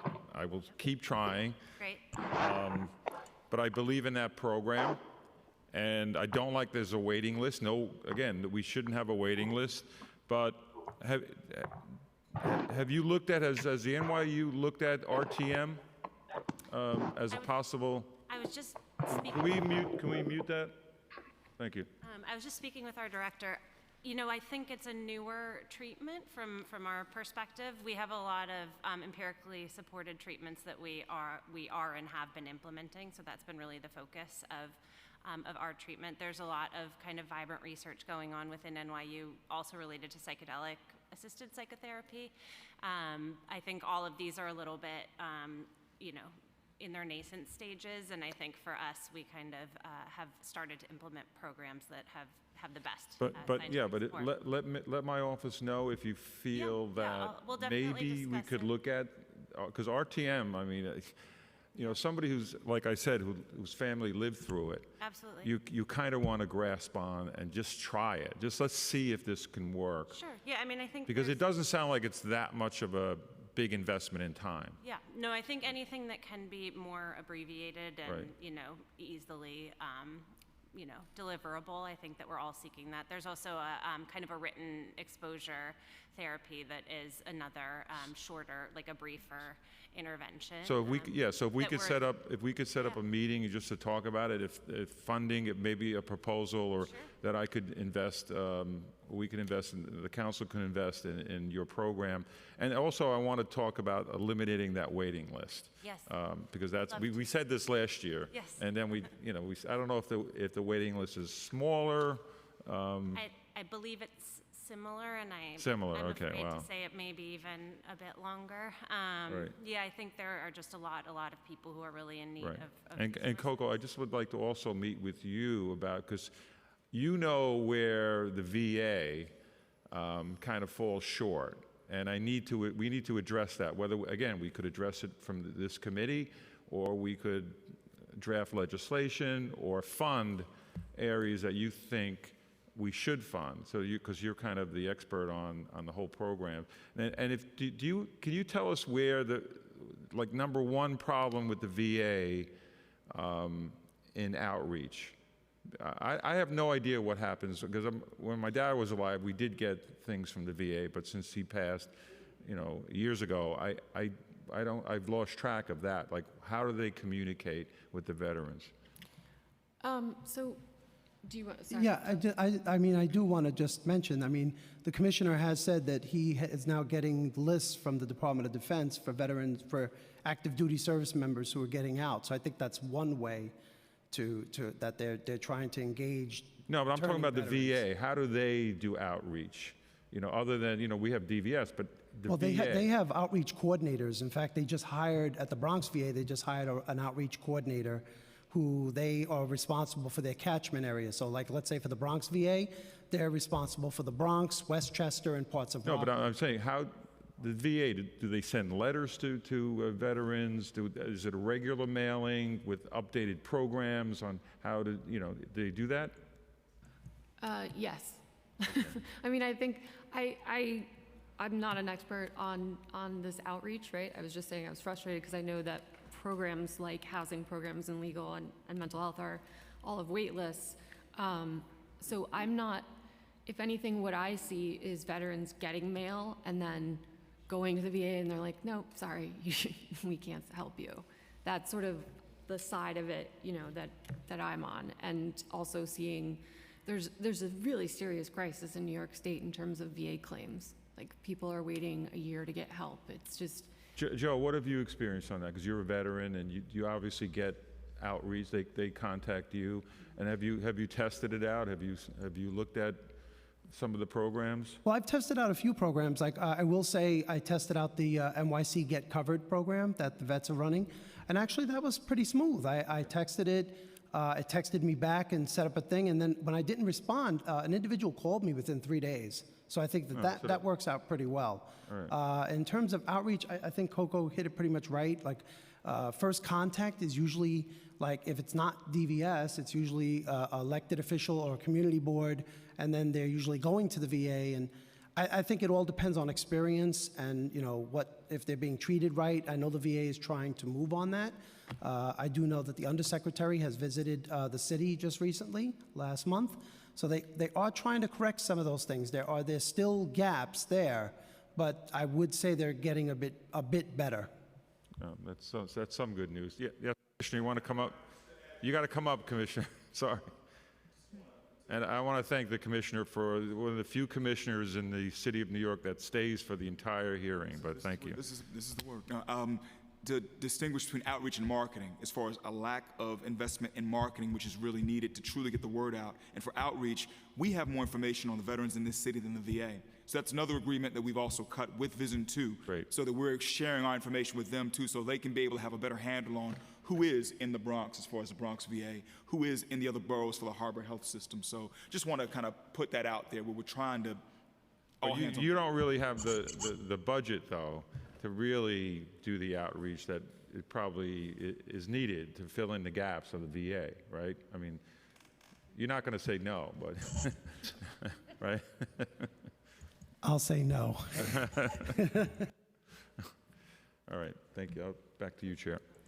Okay, just a couple more questions, I'm sorry, and then we'll be done. But sorry, Beverly, for you, just one clarification question. So if there was the mental health specialist, you're saying, because if I'm understanding correctly, what you had experienced in the workplace setting was directly due to a situation there. And so if someone in the workplace setting that was separate outside of the HR department was available, you're saying that that could have kept you in that position or in that place of employment, correct?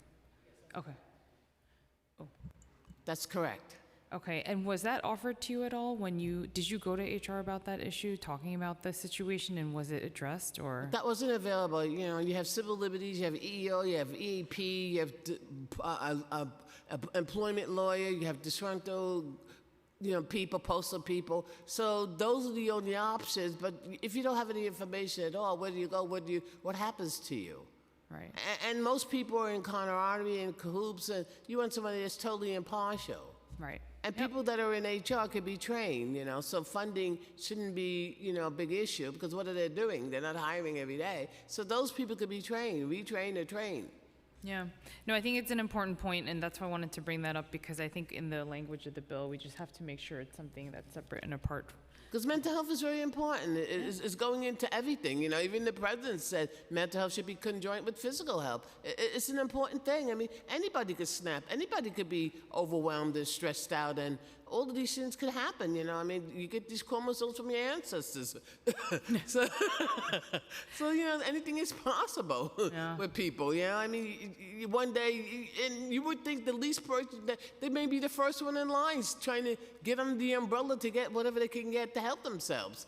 I mean, you take the test, you're with people 30, 40 years. That's a long duration. That's a long time. Anything is bound to happen, Look at all the different agencies. Maybe it's not for every agency, but there should be point people, a group of people that, that when you hire, you should be given the information so you know which way to go and who to seek and if something is going on, So this is, I mean, it's only human. I mean, things happen. Anything can happen. Look, we're all recovering from something. Life is a recovery. Birth is a recovery. It's traumatic. It's traumatizing. We're all going to be in a coffin. We're all going to need some sort of mental health care. Here we all are. I mean, nobody escapes unscathed. Everybody has a story, no matter who they are, what they are, how they are. So we're just trying to, make it easier as a local law for city employees. I don't know if it'll go to state or federal, but this is where it's at now. And so this is what I'm trying to do. And I came up with it. So I just went home and just sat on the sofa and didn't cry. So something had, my mind just snapped, and I got this idea about creating a mental health coordinator to inform city employees about mental health support and services. And that's what the bill is. This is what it's all about. Thank you. Veterans are having problems. Everybody's having problems. It's a gamut of people. Thank you. No, thank you. And just really, sorry, go ahead, because I was going to ask you a question, actually. Yeah, I just wanted to make a point. So we had a lot of conversation at this hearing about the RTM protocols. Yes. And I agree with my colleague here at NYU. Again, I attended a Bronx VA research celebration that they had, and they presented a lot of research this week on what they're doing around MDMA and others. And there's another protocol they have going, which is called Project Life Force, that the VA is using. And that's also a mental health. So I think the concern amongst those that I talk to when I'm talking about RTM has been that, look, it's kind of a non-for-profit control thing right now. So there needs to be some kind of what is the cost? Is it effective? Things of that nature. So. No, that's good. And I'm a huge fan of data and research. And so, even when I was, I'm in my former hat as a nonprofit executive, we had to prove to elected officials like myself that, for example, diabetes actually is prevalent in the Asian community. So we actually partnered with NYU School of Medicine to do community-based participatory research, all those things. And so hopefully that's something we can continue to do. Moving forward, but yeah, absolutely, you're absolutely right. I mean, one of the things we're also talking about now in the community that mirrors what you're saying is, and the commissioner knows this, 70% of our veterans here in New York City are 55 and over. And, like the rest of the population here, we're moving towards And so, like, for example, at Borden Avenue and other places, we have these veterans that are aging out. And so besides supportive housing, there's going to have to be another plan as we move forward into the future. But we really want to look at what the data is telling us, or what it is sharing with us, so I agree. And sorry, one last question on workforce, because across the board, what we're hearing in terms of the mental health sectors is that there's such a huge workforce shortage in terms of there's just not enough mental health professionals that are out there. And so I guess my sort of question and comment would be, you know, for example, you're talking about a wait list, but then at the same time, we're talking about how there's not enough outreach and there's so many people that we're not reaching. So then the question for me is, well, if those folks who are not getting reached out to all of a sudden then come to our doors, it's going to be an even longer wait list. So how do you build capacity within these organizations, which I know is a very broad, vague question. And then I guess my second question, which was maybe more meant for the previous panel, is how is there a way, I guess my question is there a way to do RTM type of therapy where it maybe doesn't have to be performed by a mental health professional, and there could be like different levels of it, right? Is a question that I would have as well. I mean, one way we've attempted to create more bandwidth is by training through training programs. So supervising people we have you know, all levels of trainees in psychology and as well as psychiatry. We have some trainees, which also has the benefit of creating providers who have military cultural competency, which is unusual, and especially in kind of a setting like NYU. A lot of providers haven't worked with veterans, but no, I mean, we need more providers. Definitely, and we need solutions for care that isn't as long-term and that is effective. So I think ongoing research for anything that can either be disseminated in groups or, you know, through, you know, other resources, or, you know, for instance, the thing I mentioned, the written exposure therapy is kind of an analog treatment that was meant to be, you know, shorter term and more easily disseminated. So I think the research is attempting to meet this gap, but I think there's also just, you know, there aren't enough providers, and it's a long supply chain.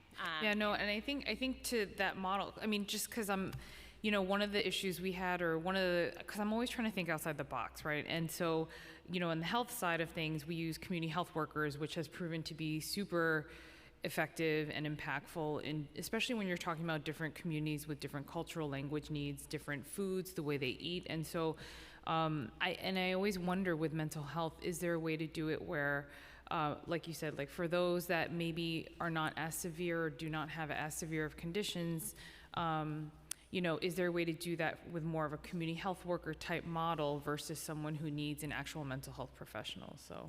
Well, I think you're absolutely right, and this is one of the reasons why we were excited about the Joseph P. Dwyer program, because that program has only started in like a handful of counties, and it was basically veterans peer-to-peer, run by the county, you know, Veterans Service Office, and you know, the state decided to fund it to expand it out to the 62 counties.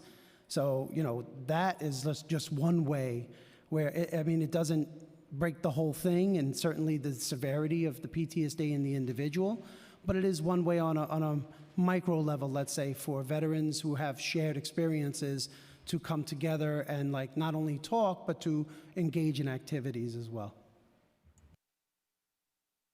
One thing I heard in addressing some of your concerns about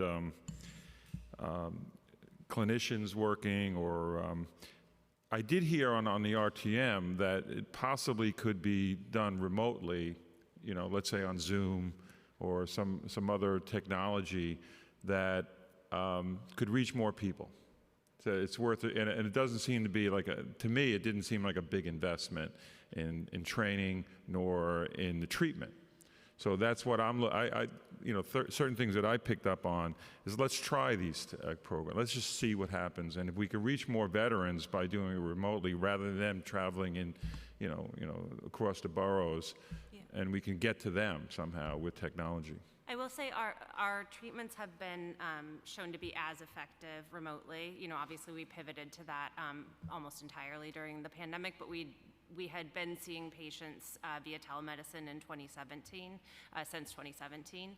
And so that is, I totally concur. There are many reasons why getting to an appointment is really difficult for anyone. And so the ability to reach more people. Yeah, and especially if the veterans are older, like Joe Bello said, over 55. So. Or struggling with, right, you right. know, And- traumatic effects right. of traumatic brain injury or Correct, post-traumatic correct. stress disorder or any of those things. And this is just want to add in, this is where you're right. I mean, one of the things we also talk about is when Lori Sutton was the commissioner, she had this Core 4 network that was like supposed to provide all this help, and now we're at another one. And I'm not saying that therapies for PTSD don't change, but on the level where the veterans are at, they tend to get frustrated that we're going from one protocol to another protocol to another protocol. So I think that's something you're right there. Thank you so much to this panel, and thank you to everyone that testified. I'm going to call some names that were registered, and if you're here, please come to the table or raise your hand on Zoom. Matthew Ryba, Rabah Belkabir, and Megan Bork.